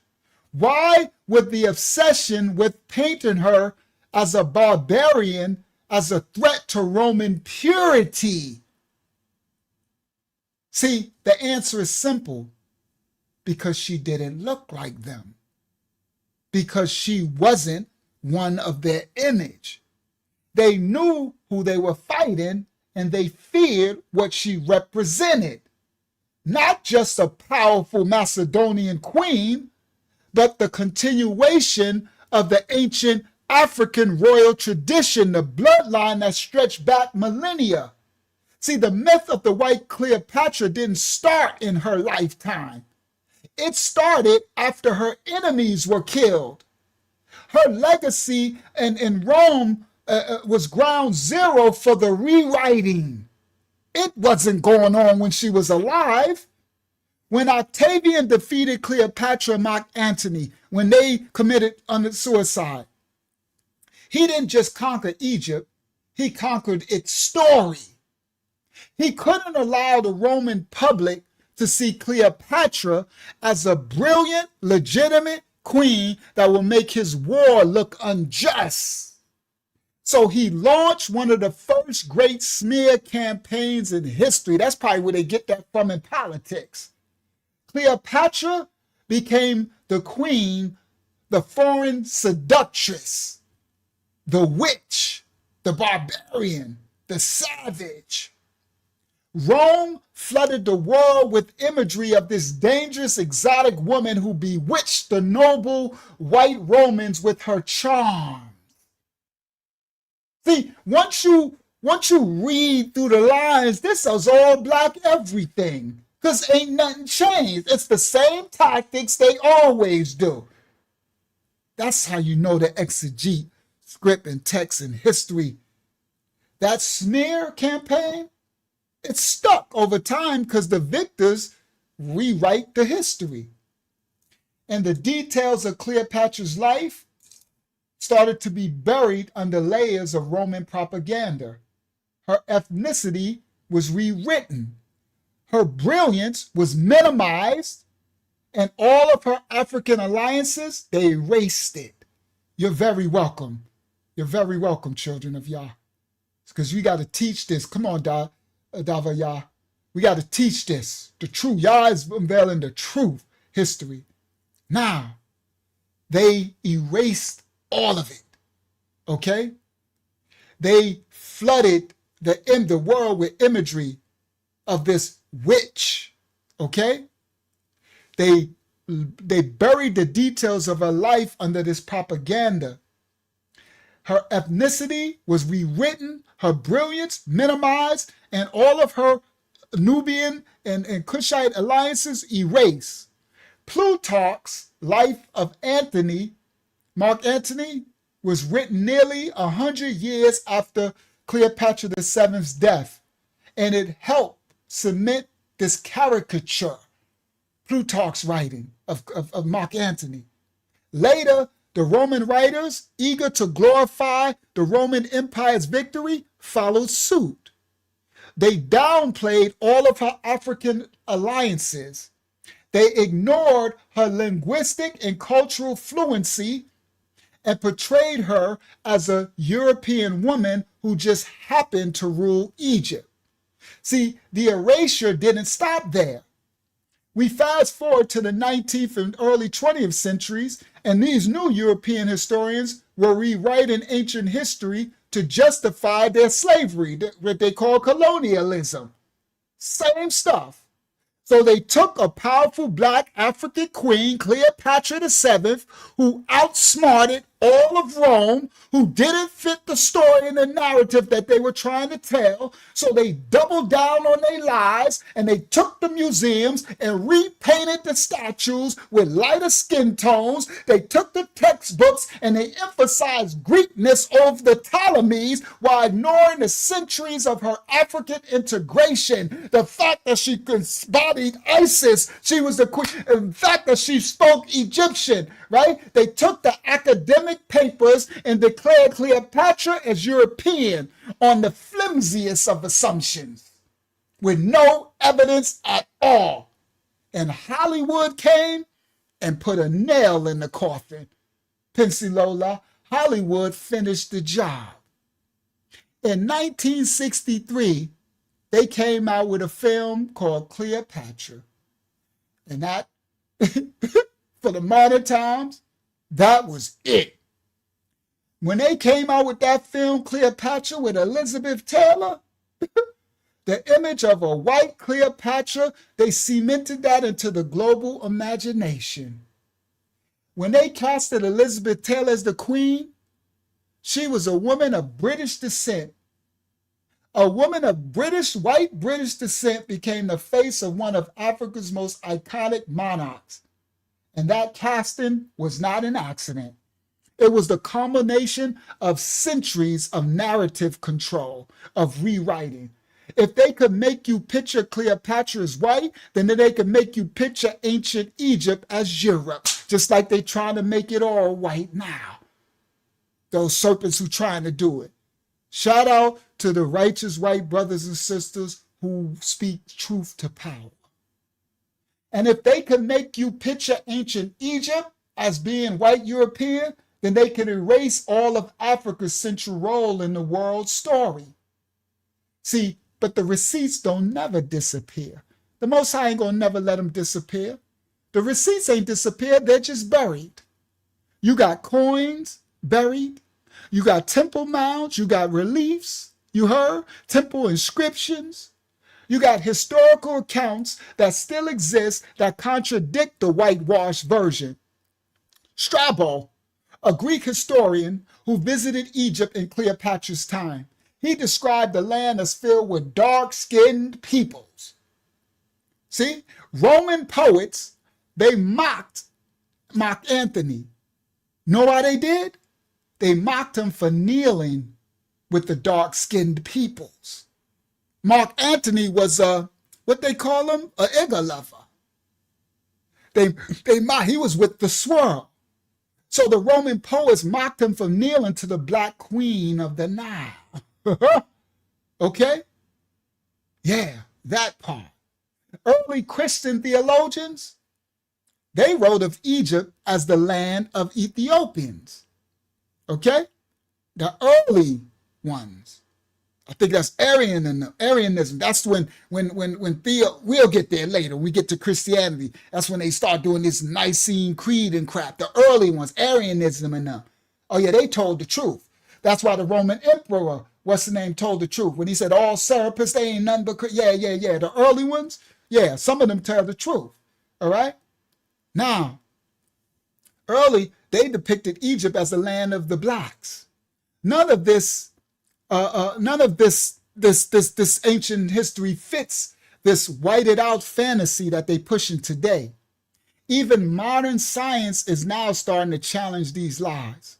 Archaeological studies in the FIM region show where the Ptolemies often took wives from local Kemet priestly families, and they show in the genetic markers, Nubian and Egyptian genetic markers becoming more common over the centuries. See, Cleopatra was the product of that mixing. The odds that she was purely just a white Macedonian makes no sense at all. Yet this old lie still persists, not because it's supported by evidence, but because it serves an agenda and a purpose. Because a white Cleopatra props up the colonial narrative. It suggests that African greatness only existed under European rule. That's what they're trying to paint today. It erases the continuity between ancient Kemet and the black civilizations of Nubia, Kush, and beyond. And most importantly, it hides the truth that Africa didn't just have queens, it had empires. And it had empires that humbled Rome. See, that's why this fight over Cleopatra VII's image matters. It's not just about the face. It's about who gets to have the truth of history. It's about whether Africa is portrayed as a passive backdrop for some European genius or as the cradle of civilization that shaped the world. See, when you strip away all this propaganda, the coins, the statues, the inscriptions, the historical accounts, they all point to the same conclusion, the truth. Cleopatra VII wasn't a white, pale European queen pretending to be African. She was an African queen who refused to bow down to Europe, and Rome thought they were dealing with another provincial ruler. They had no idea that they were dealing with a strategist. This Queen Cleopatra, a strategist so ruthless, so brilliant, and so unapologetically African that she would turn their empire upside down. She said, I am Isis. Yo, she was not playing. Cleopatra was not a pawn on Rome's chessboard. She was the queen flipping the board over. She knew how to weaponize every resource around her, starting with Africa itself. That's why she went to Julius Caesar. She went to Mark Antony. She was forming an alliance with Nubia, with Kush. Oh, she was no joke. From the moment she took the throne, Cleopatra VII began strengthening alliances with the African kingdoms to the south. She didn't just, come on, Miss she didn't just strengthen the alliances with the Egyptian priesthoods and the nobles, but she went to the kingdoms of Kush. And she went to the queens, the formidable queens, the Candates, the Kushite queens. They weren't minor rulers. These were warrior monarchs, these queens who commanded massive armies, and they controlled the trade routes of inner Africa. You hear me? This Cushitic empire had already humiliated Rome once before. You heard? Most famously, when the Candide Marinas fought against Augustus countless legions. That's why he hated her so much, because he fought against those Cushite queens and they humiliated them. But they don't tell you this about Rome. They don't want to tell you Rome was this and Rome was that. Yeah, they don't tell you this part. This is how they whitewash and remove history. Okay? And these legions stood strong and stood still decades after Cleopatra's reign. Yeah. She went down south of the Nile. Everybody listen clearly. And she formed alliances with the other Kushite queens, the Candaces. That's right. She was eating with them. She was taking pictures. They was trading and bartering. Oh, she was no joke. Queen Cleopatra the Seventh. You heard? She was an all-black Air Force One. She wasn't just black. She was blackity black, Larry. Yeah. She wasn't just black, Larry. Yeah. She was blackity black. Okay? Now, Cleopatra, she understood that Rome feared ancient Kush's power. And so what she did, she built bridges, not walls. She built bridges to it. She built alliances. She tapped in ancient Kush's king, the Marwaz's wealth, the gold, the ivory, the iron, the war elephants. And she ensured that Egypt's southern frontier remained fortified. She partnered with the Kushite archers, famed for their skills, often serving alongside ancient Kemet Egyptian forces, giving Cleopatra the Seventh an edge if Rome ever decided to invade. You heard? These weren't just military moves. They were chess pieces, Tamaya, placed far in advance, ready to conquer any Roman play that came. This is Cleopatra the Seventh, this part. Cleopatra's genius wasn't just in the armies and the alliances. She understood soft power. Soft power. She understood influence and perception and control over the narrative. She knew that Rome prided itself on being a superior and civilized superior society. So she made sure that Egypt was an African kingdom and looked like the beating heart of the ancient Kemet world. Under her reign, Alexandria became the intellectual capital of the Mediterranean. They don't tell you that part either. It became home to the most vast libraries, astronomers, mathematicians, scholars whose work Rome depended on. They tell you that it was under the Ptolemies, but they don't tell you this was under this black queen. Do you understand? She invited philosophers from Hellenistic Greece, Macedon, traders from Arabia, diplomats from Nubia, from Kush to her court, all while keeping African priests, Kemet priests, and traditions at the center of power in ancient Kemet, Egypt. She was restoring it to ancient Kemet. And this was her trap. This was her chess piece. Rome couldn't conquer Egypt without cutting off its own lifeline. So she made it that Egypt was so necessary to Rome's dependence. They depended on it. So they could invade the land, but they couldn't invade the legacy that she was building. And Cleopatra positioned herself as a weapon. She mastered diplomacy like few rulers before her ever did. None of Ptolemies had nothing on her. Sorry, not sorry. That's that melanin stuff in there. Y'all, somebody, if you know, you know. None of them mastered diplomacy like her. When Julius Caesar landed in Egypt, embroiled in his civil war, Cleopatra didn't crawl to him. She staged one of history's most legendary entrances. She rolled into his chambers wrapped in a carpet. in what you call that carpet? That what's the name? Arabian carpet, those expensive carpets. She rolled up in his throne, wrapped in a carpet. Okay, now And she turned this Roman general into her boo thing, her ally. It wasn't just seduction, it was psychological warfare. Julius Caesar was powerful, but Cleopatra made herself indispensable to him. Egypt's wealth and Rome's ambitions became intertwined, and she used that leverage to strengthen her throne. Later, she did the same thing with Mark Antony. She doubled down on her chess move. Mark Antony wasn't just her sugar booger. He was a military powerhouse with legions under his command.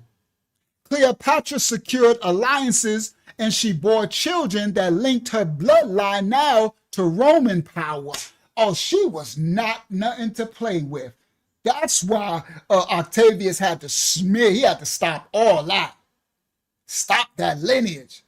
You about to, right? She tied Mark Antony's ambitions to hers. She wasn't playing romance. She was rewriting geopolitics.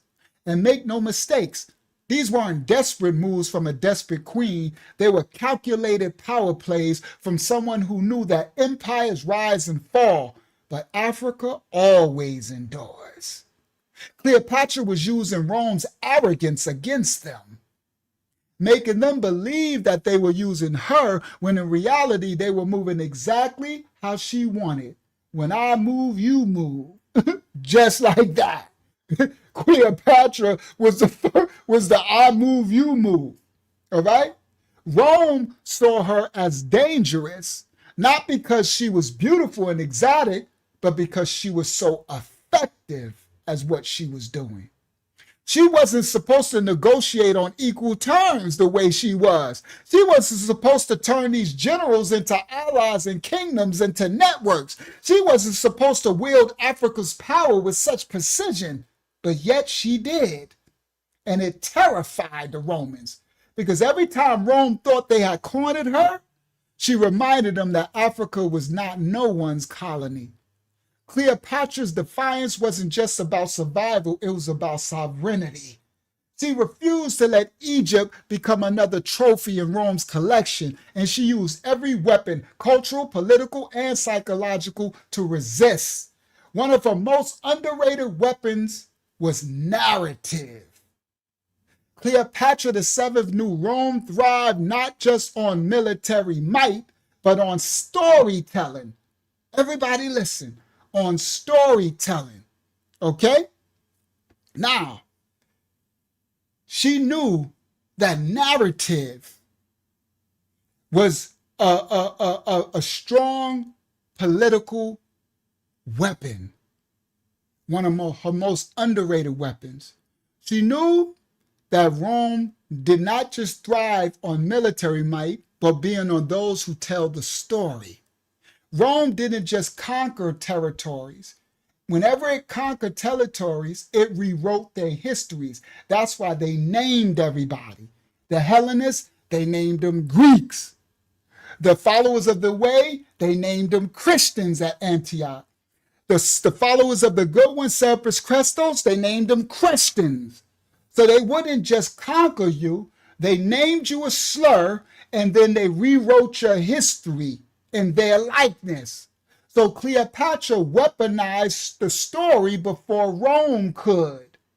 She styled herself not as a Ptolemaic ruler clinging to a throne, but as the living embodiment of Isis, the Black African goddess of fertility, wisdom, and power. This was strategic. So now we're learning why she embodied Isis, because she was writing her history, the narrative, so we can find it thousands of years later. Otherwise, it would just remain that she was Ptolemy from the white Macedonian Greek line. She wrote her throne as the living embodiment of Isis.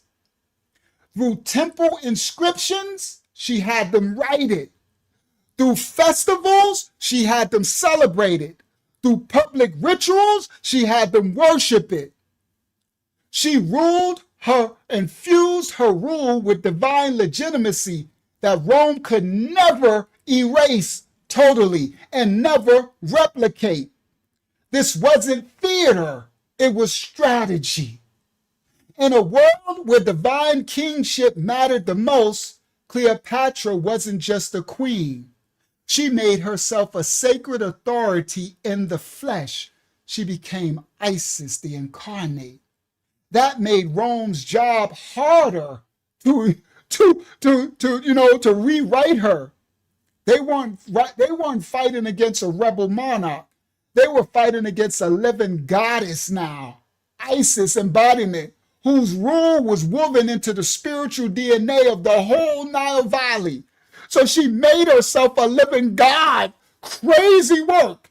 And she didn't make herself into Aphrodite if she was Greek. Sorry, everybody, listen clearly. This is history to the people who want to know the truth. She didn't make herself into Athena, into, Rome wasn't there, but if it was Roman Venus, into any of the Hellen Greek, Macedonian, any of the Hellen gods.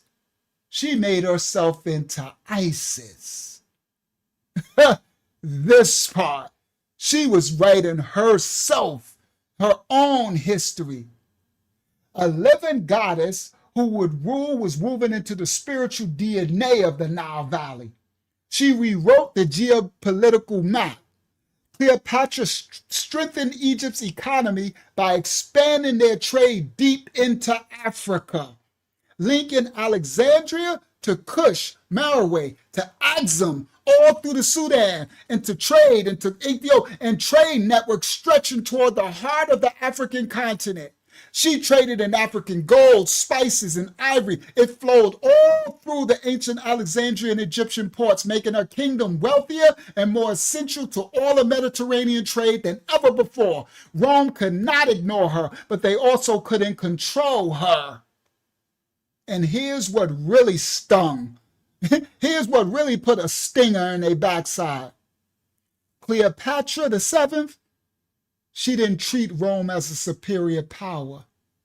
She didn't show them the respect like bowing down to these Indo-European enslavers.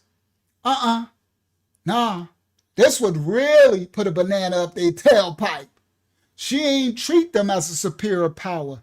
She treated them just as another kingdom that came to negotiate. She treated them as another kingdom that she was negotiate with or manipulate. She spoke their language when it suited her. Everybody, she spoke 7 languages, but the first language was Egyptian, Demotic. She learned her tongue.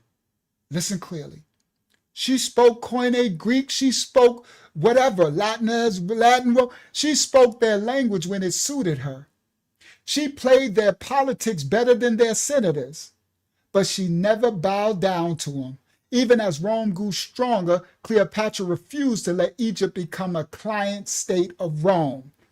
And that defiance enraged Octavian. It wasn't just that he had Mark Antony, he hated Antony.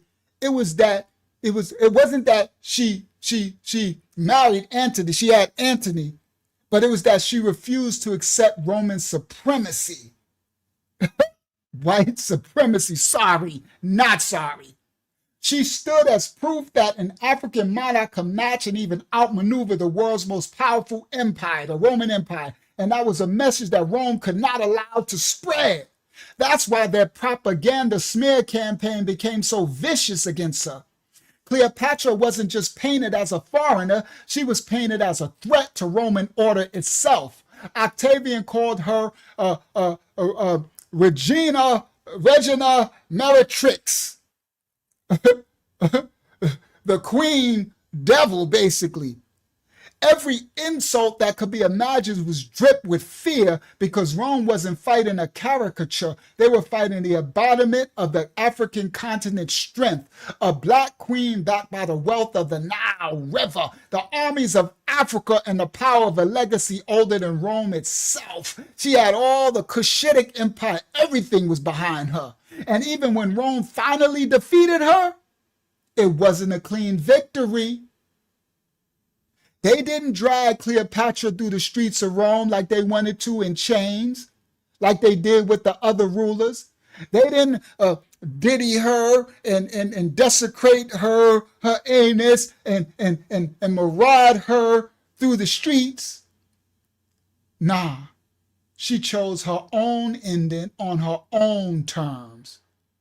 That was the worst that Rome could ever receive. Her final act of defiance denied Octavian the spectacle that he craved. Even in death, Cleopatra VII refused to be conquered. And that's the part they never teach you. They just talk about she killed herself. No, Cleopatra didn't lose because she was weak. She fell because she was too strong, because she represented something Rome couldn't control. She wasn't just a queen, she was Africa's last pharaoh. The living echo of millennia of black rule and a direct threat to an empire built on rewriting and whitewashing history, and Rome knew it. That's why they buried her story under centuries of lies.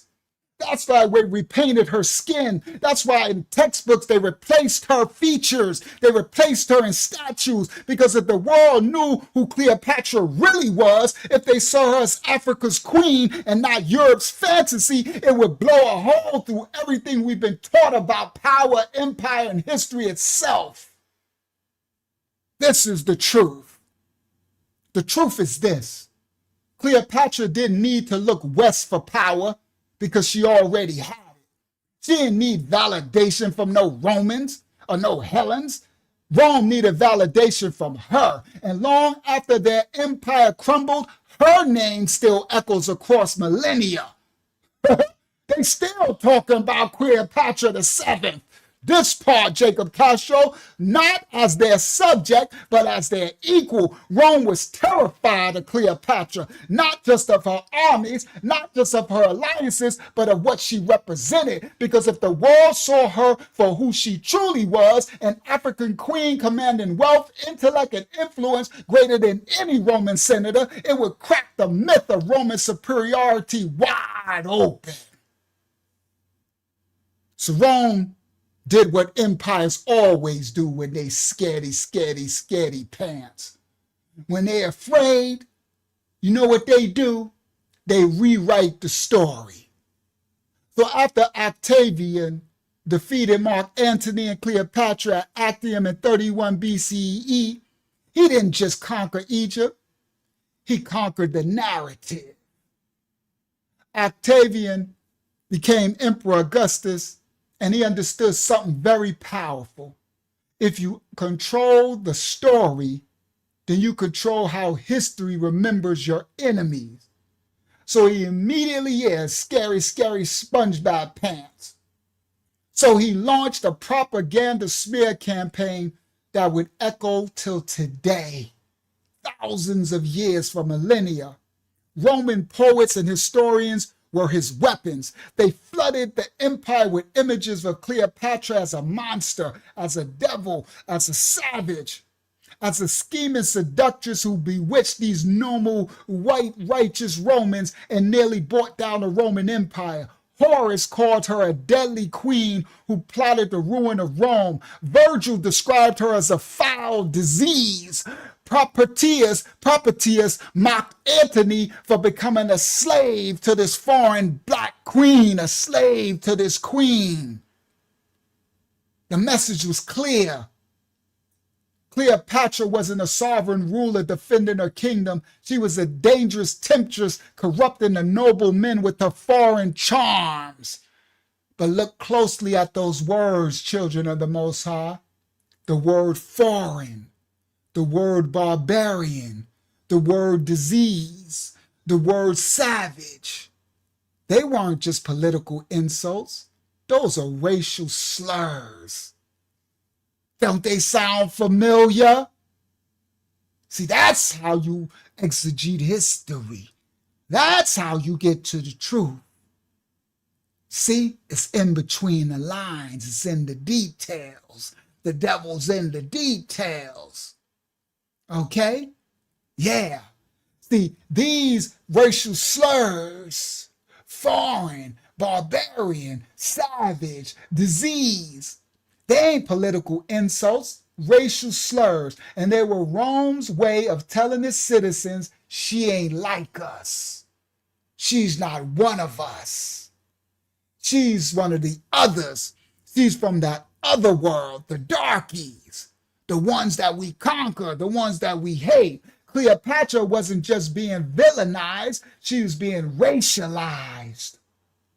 Rome wasn't just fighting a queen, they were fighting the idea that Africa could match or surpass them. And this propaganda wasn't just rhetoric, it was a weapon. Octavian used it to justify his war to the Roman people. He framed the conflict not as a civil war between Roman leaders, but as a defense of Rome's civilization against a black, barbarian, savage queen.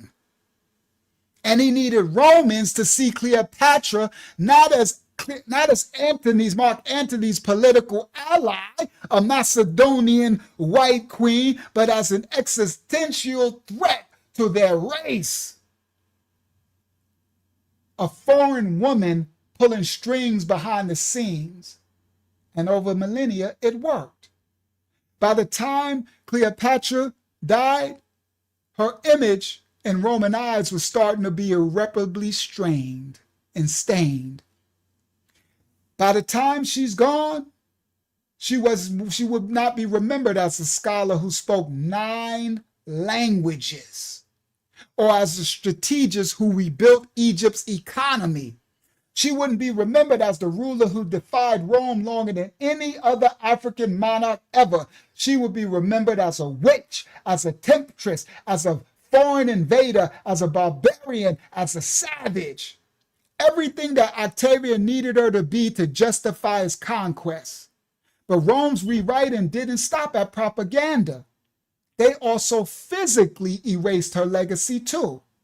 Her temples that were dedicated to her, that showed all her image, they were smashed, defaced, broken. Statues were toppled. Others were repainted. Her Egyptian inscriptions referring to her reign and her ethnicity were chiseled away. Even her tomb, one of the most significant burial sites in the ancient world, vanished from history. They could find everybody else's tomb. They could find the tomb of Timbuktu, but the greatest Egyptian queen of all time, the greatest Ptolemy, the greatest ruler, her tomb vanished from history, and 2,000 years later, we still can't find it? That's not a coincidence, children. That's what happens when an empire tries to erase a threat so thoroughly that future generations never question the story that they wrote. See, despite all that erasure, there's cracks in the Roman narrative. And I'm bringing out the cracks tonight. Coinage, that coinage that was minted during Cleopatra's reign, they still out there, and they show a woman with distinctly African features. Ancient writers who wasn't on Rome's payroll, they still speak of her brilliance and power.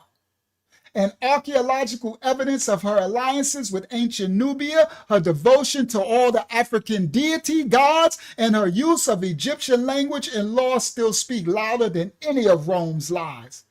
Because propaganda can distort a story, but it can't erase the truth forever. Not forever, ever. Rome may have started the rewrite, but Europe, they later perfected it. Centuries after Cleopatra's death, the same empire that feared her story was gone. Rome was gone. But the same fear and rewrite lived on. Because if Africa's last great queen was remembered as she truly was, then it would challenge the very foundation of this European whited out version of history. So they buried her once again. During the colonial era, the slavery colonial, that slavery era, European scholars reshaped the ancient world to fit the world view. They portrayed Africa as a continent without any civilization. And they say Africa had no civilization until Europe arrived. A blank slate waiting to be civilized. The devil's a lie. Cleopatra's story didn't fit that lie. She was proof that Africa had empires that was over Rome. She was proof that African women had ruled nations, commanded armies, reshaped geopolitics. She was proof that Africa didn't need Europe to teach its greatness. It already had it. So the scholars rewrote her again. The 19th century historians started emphasizing her Greek ancestry, based almost entirely on nothing. Speculation of some father's lineage that they can't even prove. They conveniently ignored the missing records of her mother and her grandmother. Conveniently, they dismissed evidence of her African alliances as irrelevant. They painted her not as an African queen ruling Egypt, but as a European aristocrat living abroad. And then the museums came along and joined right in. They made statues that were whited out. They restored and repainted, often lightening the skin tones, carved by the ancient artists. Paintings from the Renaissance onward depicted Cleopatra with pale skin and European features. Even when archaeological finds contradicted those depictions, they were explained away or they were ignored. And then Hollywood came about and just sealed the deal. Oh, Hollywood. Elizabeth Taylor, pale, no disrespect, British and unmistakably European, played Cleopatra in a blockbuster film watched by millions. It was cultural programming. For generations, the image of Cleopatra wasn't an African queen, it was a white actress in eyeliner. And that's how most people still picture her today. But the lie is cracking wide open. Modern historians and archaeologists are revisiting the evidence with fresh eyes. DNA analysis of the remains from the Ptolemaic period shows clear African markers in the elite population. The presence of Nubian deities in Cleopatra's royal cult points to deep cultural fusion. Inscriptions show she spoke not just Greek, but Egyptian and likely other Afro-Asiatic languages and tongues. She even spoke Habariya. Yes, she did. Hebrew, yes she did. And new research on trade routes reveals how deeply her Egypt was connected to inner Africa, economically, politically, and culturally. Even the ancient writers they used to whitewash or portray their own narrative. Roman poets mocked Antony for kneeling before this black queen. Strabo described Egypt as a land of dark-skinned people. Early Christian theologians call it the land of the blacks. None of this aligns with the European fantasy, and the pushback is growing louder and louder, and Unk is pushing it louder. African scholars, artists, and filmmakers are reclaiming Cleopatra as part of Africa's story, not Europe's fantasy. Documentaries are exposing the colonial era manipulation of her image. Museums are being forced to confront their restorations. Even popular culture is starting to shift with depictions of Cleopatra closer to the truth than they've been in centuries. And here's the truth, the whole truth, and nothing but the truth. They can't hide it. They can't hide, because Cleopatra wasn't a guest in Africa. She was African. She wasn't a European princess ruling a foreign land. She was the Nile Valley's daughter, born on Africa's soil, tied to the African gods, allied with the African empires. And her power didn't come from Greece or Rome. It came from the continent of ancient Kemet, from her descendants of Ham. You heard? Now she was descended from Japheth too, but she was proud of her Ham descendant. That little bit of black blood, you understand something, bro? You know what that means, right? That little bit of drop, and her mama and grandmama Rain must have been strong, because she looked like a black sugar booker. She was on. She became Isis incarnate. You understand? The daughter of the Nile. You heard? Now, Her power didn't come from Greece or Rome. It came from a continent that built kingdoms while Europe was still living in huts. You heard? And that's why they've tried so hard to erase her. Because if they erase her, they erase our kingdoms. You heard? Because the truth about Cleopatra does more than rewrite one woman's story. It rewrites the world's story. It proves Africa wasn't on the margins of history. It was the stage itself.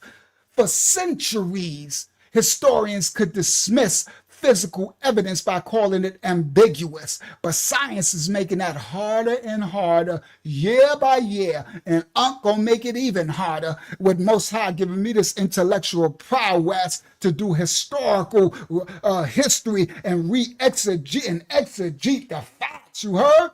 New methods from DNA testing to isotope analysis are pulling receipts straight out of the earth. You heard? And those receipts are rewriting Cleopatra's story all over again. They ain't nothing but the Most High cooking. Let the Most High cook and unveil all Shem, Ham, Shem, and Japheth's true history. Now we start with the mummy portraits.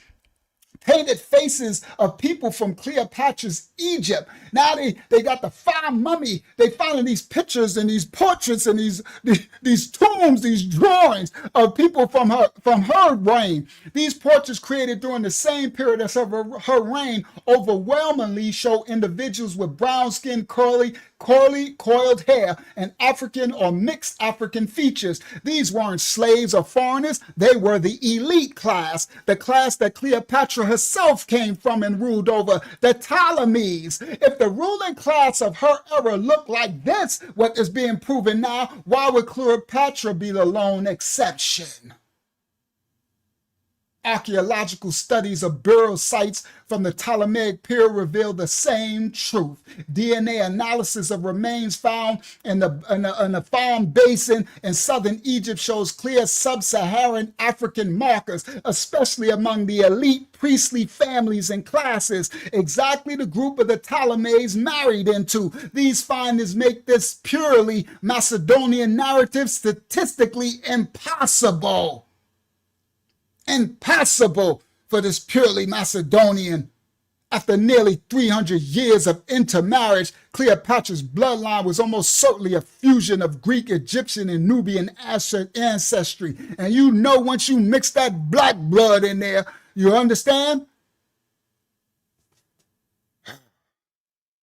I'm closing now. Cleopatra's bloodline. Now, I must have made my thing long and strong. Yup, I made my backdrop nice and long. Cleopatra's bloodline was almost certainly a fusion of Greek, Egyptian, and Nubian ancestry, if not predominantly African. Even the geopolitical landscape proves that Egypt wasn't culturally or biologically isolated from the rest of Africa. Trade, migration, and intermarriage with Nubia, Kush, and Phut had been happening for over 1,000 years before Cleopatra was even born. African warriors served in Egyptian armies. African scholars taught in Egyptian temples. African queens like Amanako and Amanata of Kush ruled empires that directly interacted with Cleopatra's kingdom. The Nile Valley didn't divide Africa, it connected Africa. Cleopatra's Egypt was part of that network. The science of isotope analysis adds another layer. Studies on these mummies from the Ptolemaic sites show that their diets were overwhelmingly Nile Valley based, rich in native grains, fish, and local fauna from the diet. So we get the receipts, the real receipts. Studies on the mummies from the Ptolemaic sites show that their diets were overwhelmingly Nile Valley rich based. Not the Mediterranean heavy diets associated with the Hellenes and the Greeks. That means that generation of the Ptolemaic royals and elites were living just like the Africans was, eating African food drawn from the African soil. Their bodies were shaped by the land, and so was Cleopatra's. And then there's the silence of the genetic evidence, the absence of Macedonian markers that should be present if the Ptolemies truly remained pure. If the Ptolemaic blood lineage truly remained pure, then it should be some markers. It should be some genetic markers there, right? It's silence on genetic evidence, the Macedonian marker should be shown. The reality is that after centuries in Africa, isolation would be impossible. And the Ptolemaics and the Hellenes didn't have it. They came in and interbred and cultural, ritualistic, religiously. They said they were pharaohs. That's why I broke that down at the beginning. I walked it on down to make all this make sense. That's why I took y'all through Persia. I took y'all to Alexander came in. I took y'all through all of Cleopatra's, all of it. You heard? They adopted. They mixed. They became part of the land that they ruled. And Cleopatra was no outsider looking in. She was the culmination of that fusion. Even mainstream historians today are now beginning to understand and shift. Scholars like Dr. Sally Ashton, a leading Egyptologist, she said that portraying Cleopatra as white is historically indefensible. Shout out to Dr. Sally Ashton. White, I tell you, shout out to the white people that want the truth, the white, righteous white brothers and sisters. You heard the truth, the whole truth. I ain't trying to take your history, don't take mine. Shout it out, okay? A leading Egyptologist, she said, saying Cleopatra was white is historically indefensible. Sally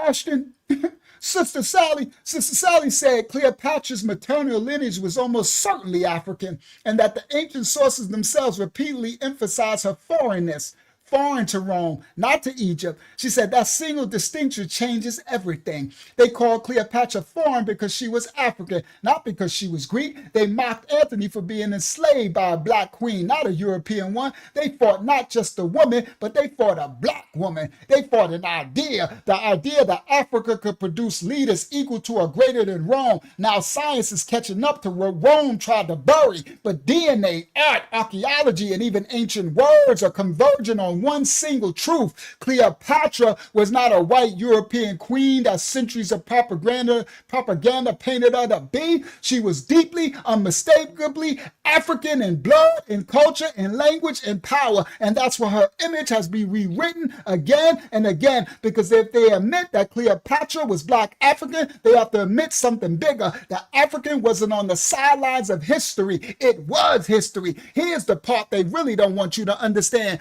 Painting Cleopatra white wasn't just about her, it was about everything. And I said everything because once you rewrite her, you rewrite the entire story of Africa's place in the world. This wasn't an innocent mistake by historians who didn't know no better. It was a calculated campaign, a deliberate distortion of history designed to serve power. Y'all think about it. Cleopatra stood at the intersection of everything colonial Europe wanted to claim. Everything they wanted to claim, she stood at the intersection. You understand? Everything that they wanted to claim did not exist in Africa. She was in the way of it. All right? She was the living contradiction of their strategy, scholarship, of them trying to remove Africa's contribution. You understand? Her intelligence, her leadership. She was the leader, the living contradiction to their lies. Do you understand? Her diplomacy, her strategy, the lies that they want to push that Africa had no history before the Europeans. If the world remember her as African, then the narrative of European superiority crumbles. So they erased her, and they did it methodically. During the colonial era, European powers justified their invasion and domination of Africa by claiming they were bringing civilization to a backward land. Now that's the boo-boo the fool and very hard to sell if the continent that you're invading is known as the birthplace of astronomy, of medicine, of mathematics, and of global trade. It's even harder to sell if the most iconic queen in the world's history was an African queen who once humbled the mightiest white empire of her time. So they changed the story, all right? And so textbooks now start to portray Egypt as separate from Africa. We closing now. Are y'all getting it now? This is why they say Egypt ain't in Africa. It's insane. They don't care. It's just brutally ridiculous. Egypt is Northeast Africa. They literally say, It's not Africa. They say Tanzania, Northeast Africa. It ain't Africa. What? They do the same to Jerusalem. It's on the African tectonic plate. If you go over there to Israel, they got the marker. It tells you. They call it Middle East and all this crap. This is the erasure. They need to erase it. Okay? So they need to portray Egypt as separate from Africa, as if the Nile Valley stopped being part of the continent when it crossed the line on a European map. So the scholars started emphasizing Greek influence while downplaying thousands of years of African development and civilization. So Cleopatra's bloodline became European in the textbook, not because any evidence proved it, but because they needed it to be so. This is more than historical revision. It was psychological warfare. It was designed to strip Black people of their connection to power and inheritance. This is the whitewashing. So they scrubbed her image clean of Africa, dressed her up in European skin. They replaced the Nubian bloodlines with Macedonian fantasy. They took a queen whose ancestors built empires and temples while Europe lived in tribal huts, and they made her a product of the very continent that once feared her. The very continent that was scared of her, they said she was one of them, and the effect was devastating. For generations, Black children learned history from books that showed Cleopatra as white. They grew up believing that greatness was something imported into Africa, not something born there. They were taught that power came from Greece and Rome, not from the Nile Valley and Kush. That's not just misinformation, that's indoctrination. Whitewashing was not about accuracy, it was about empire. They did the same thing with the Hebrews. They're doing the same thing with the Moors. They did the same thing with the Hebrews, with the Messiah. All the whitewashing, nothing same. Nothing different, all the same. An empire does not want to be seen as a thief. It wants to be seen as a savior. So the lie about Cleopatra didn't stop at her story. It spread like a virus into every corner of history. Once they succeeded in painting her white, it became easier to rewrite everything else. Suddenly, ancient Egypt itself, which was always ancient Kemet, the land of the Blacks, a Black African civilization, was rebranded as Mediterranean. See, the ancient Hebrews as Middle Eastern. See, Mesopotamia. The statues with dark skin tones were whitened, paintings restored with lighter pigments. Pharaoh described as olive or bronze instead of brown and black, even though olives is either green or black, and when they unripe, they brown, so they were green. European scholars like James Henry breasted coined terms like Near East and Middle East to avoid calling Egypt what it was, Northeast Africa, and Jerusalem too, Israel, Yasha'al. James Henry breasted the term Near East and Middle East. This wasn't random. It was part of a larger agenda to sever the connections between Africa and the ancient world's most advanced civilizations. And once that link was severed, then the lies could be spread further. Nubia and Kush was dismissed as just fringe kingdoms. Axum and Great Zimbabwe were called mysteries. Even the trans-Saharan trade networks were like abolished and minimalized, all to support the enslavers' colonial idea that Africa was isolated, stagnant, and waiting for Europe to lift it up. So Cleopatra's whitewashing became the blueprint. Everybody, we're finding out the blueprint. If you could erase Africa from its most famous queen, then you could erase it from everything else. And that's exactly what happened.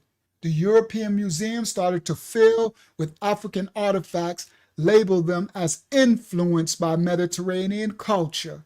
Academic journals questioned whether Black Africans were capable of statecraft.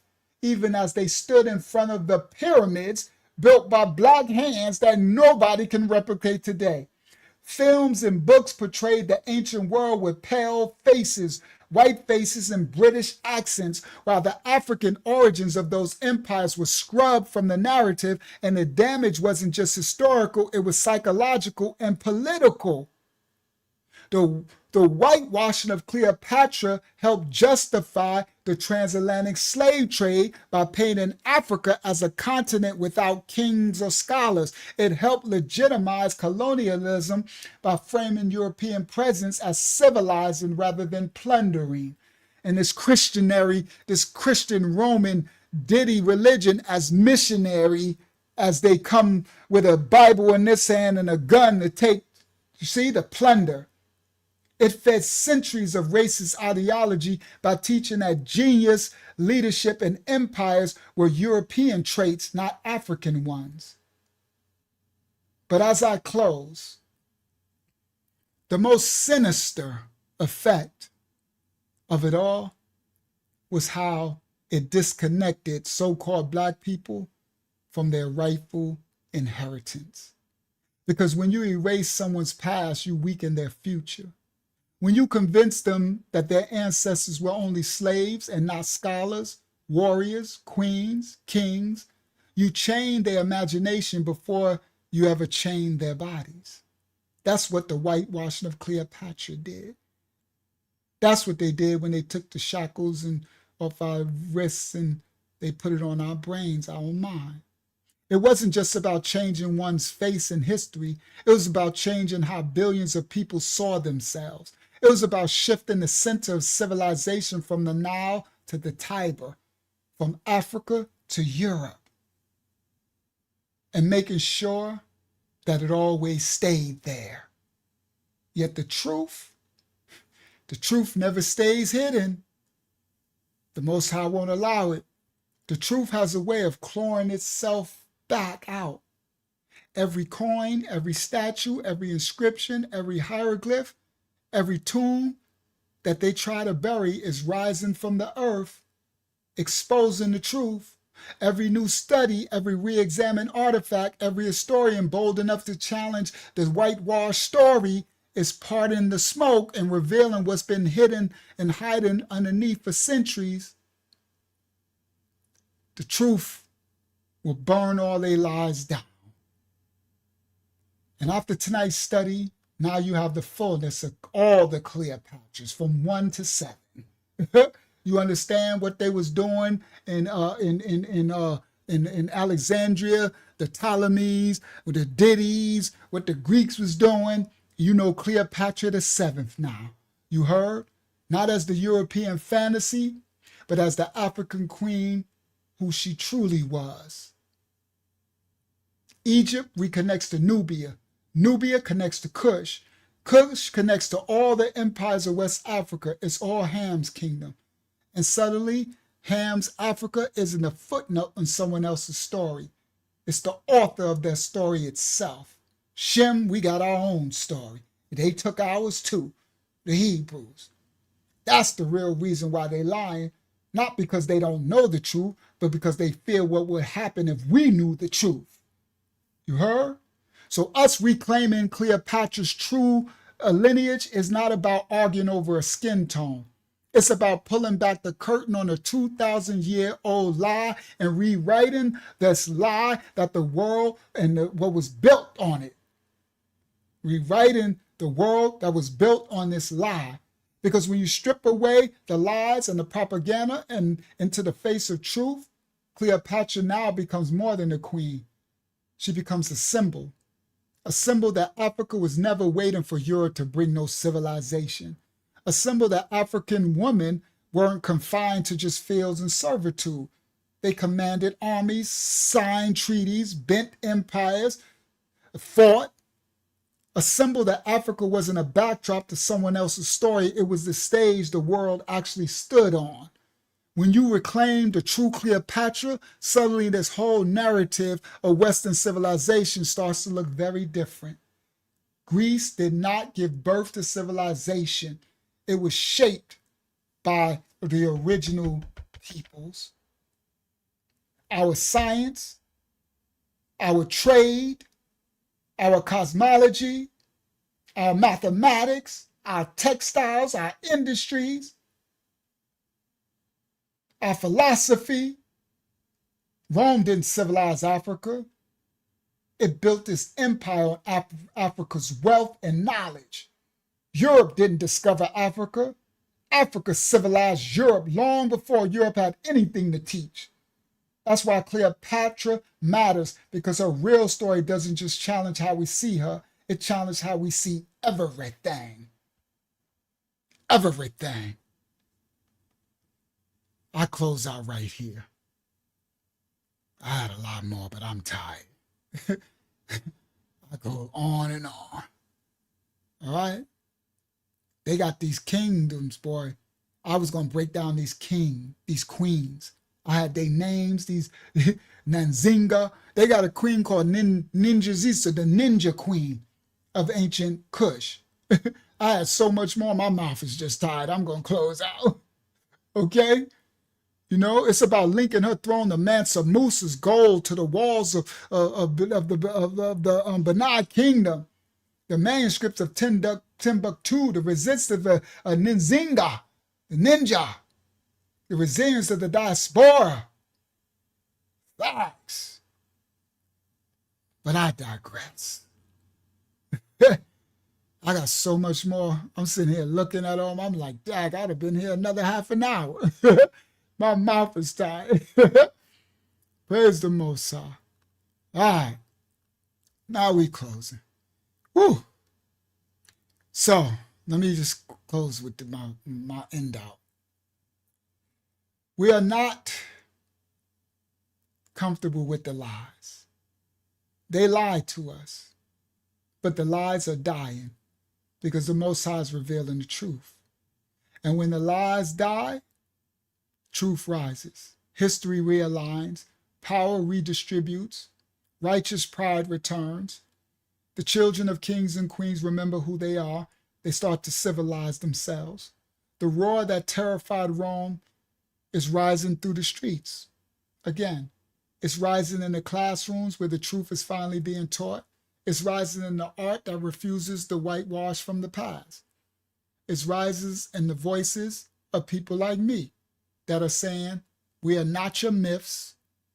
We are not your lies. We are the descendants of greatness. Whether you descend from Ham, Shem, or Japheth, but the Ham and Shem story is being desecrated. We are the descendants of greatness. Cleopatra wasn't the end of Africa's story. She was the proof of it. And reclaiming her isn't just about setting the record straight. It's about tearing down every wall built on lies. It's about reclaiming every inch of dignity, every ounce of power, every fragment of memory that was stolen. The empires that feared her are gone, Rome, but their descendants are here. Their statues might crumble, their borders might have faded, but the lies about Cleopatra still remains. Cleopatra was the Black African queen who shook the world and dared to defy it. And now her story belongs to us again. Not the story they wrote, but the story that we will tell. The story of our story. Not erasure, not whitewash, not forgotten. The story of the truth. The roar of the lion is back. And this time, it's not going to be silent.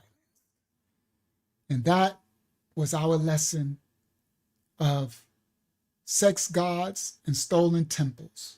When Greece invaded Egypt, Cleopatra exposed the truth, the whole truth, and nothing but the truth.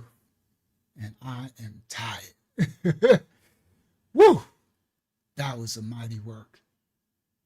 Thank you, Agyama, for your assistance. Thank you for Elder and young Elder Yasha. Thank you, Mashiach Assembly, for your assistance. As the Most High, we continue this unveiling of the birth of Christianity.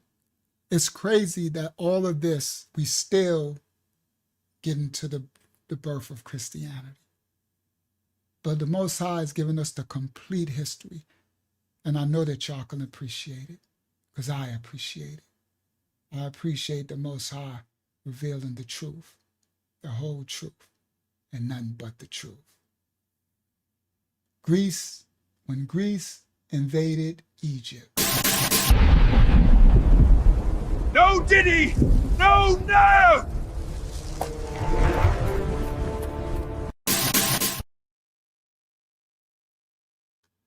No Diddy. May the Most High cover and bless you all. Shabbat Shalom. Those who stood in there with me, I see everybody sleep. It got quiet in the chat for a long time. I'm like, everybody knocked out.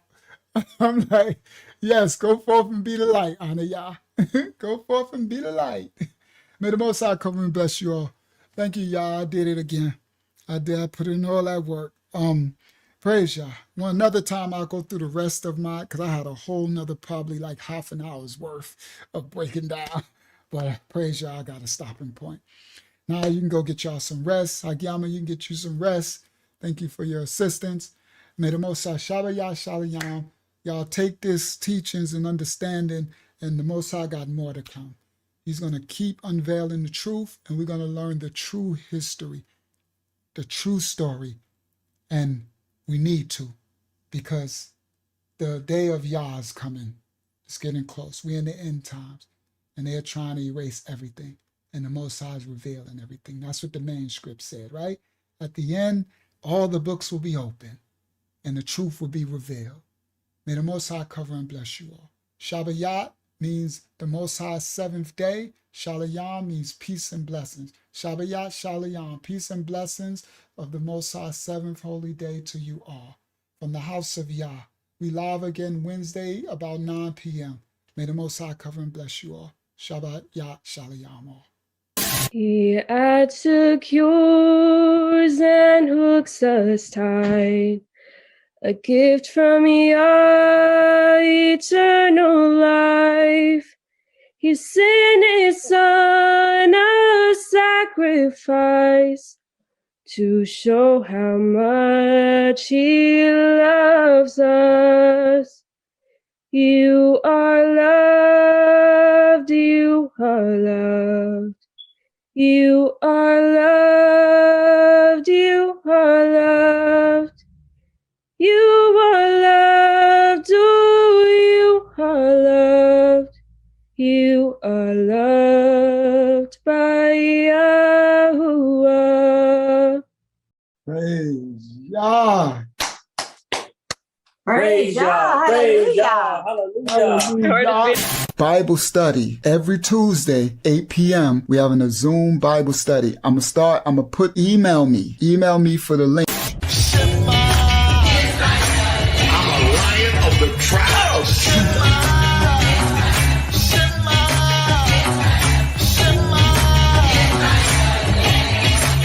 Say it again.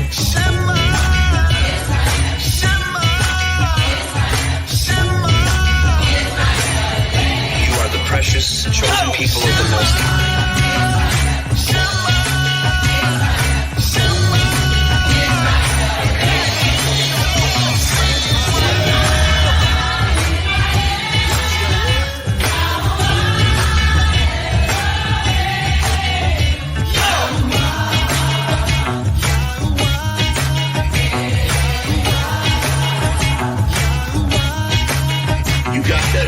We hope you have a good time watching our videos, and we'll see you in the next video. And we'll see you in the next video. So like and subscribe. Our channel. Yeah.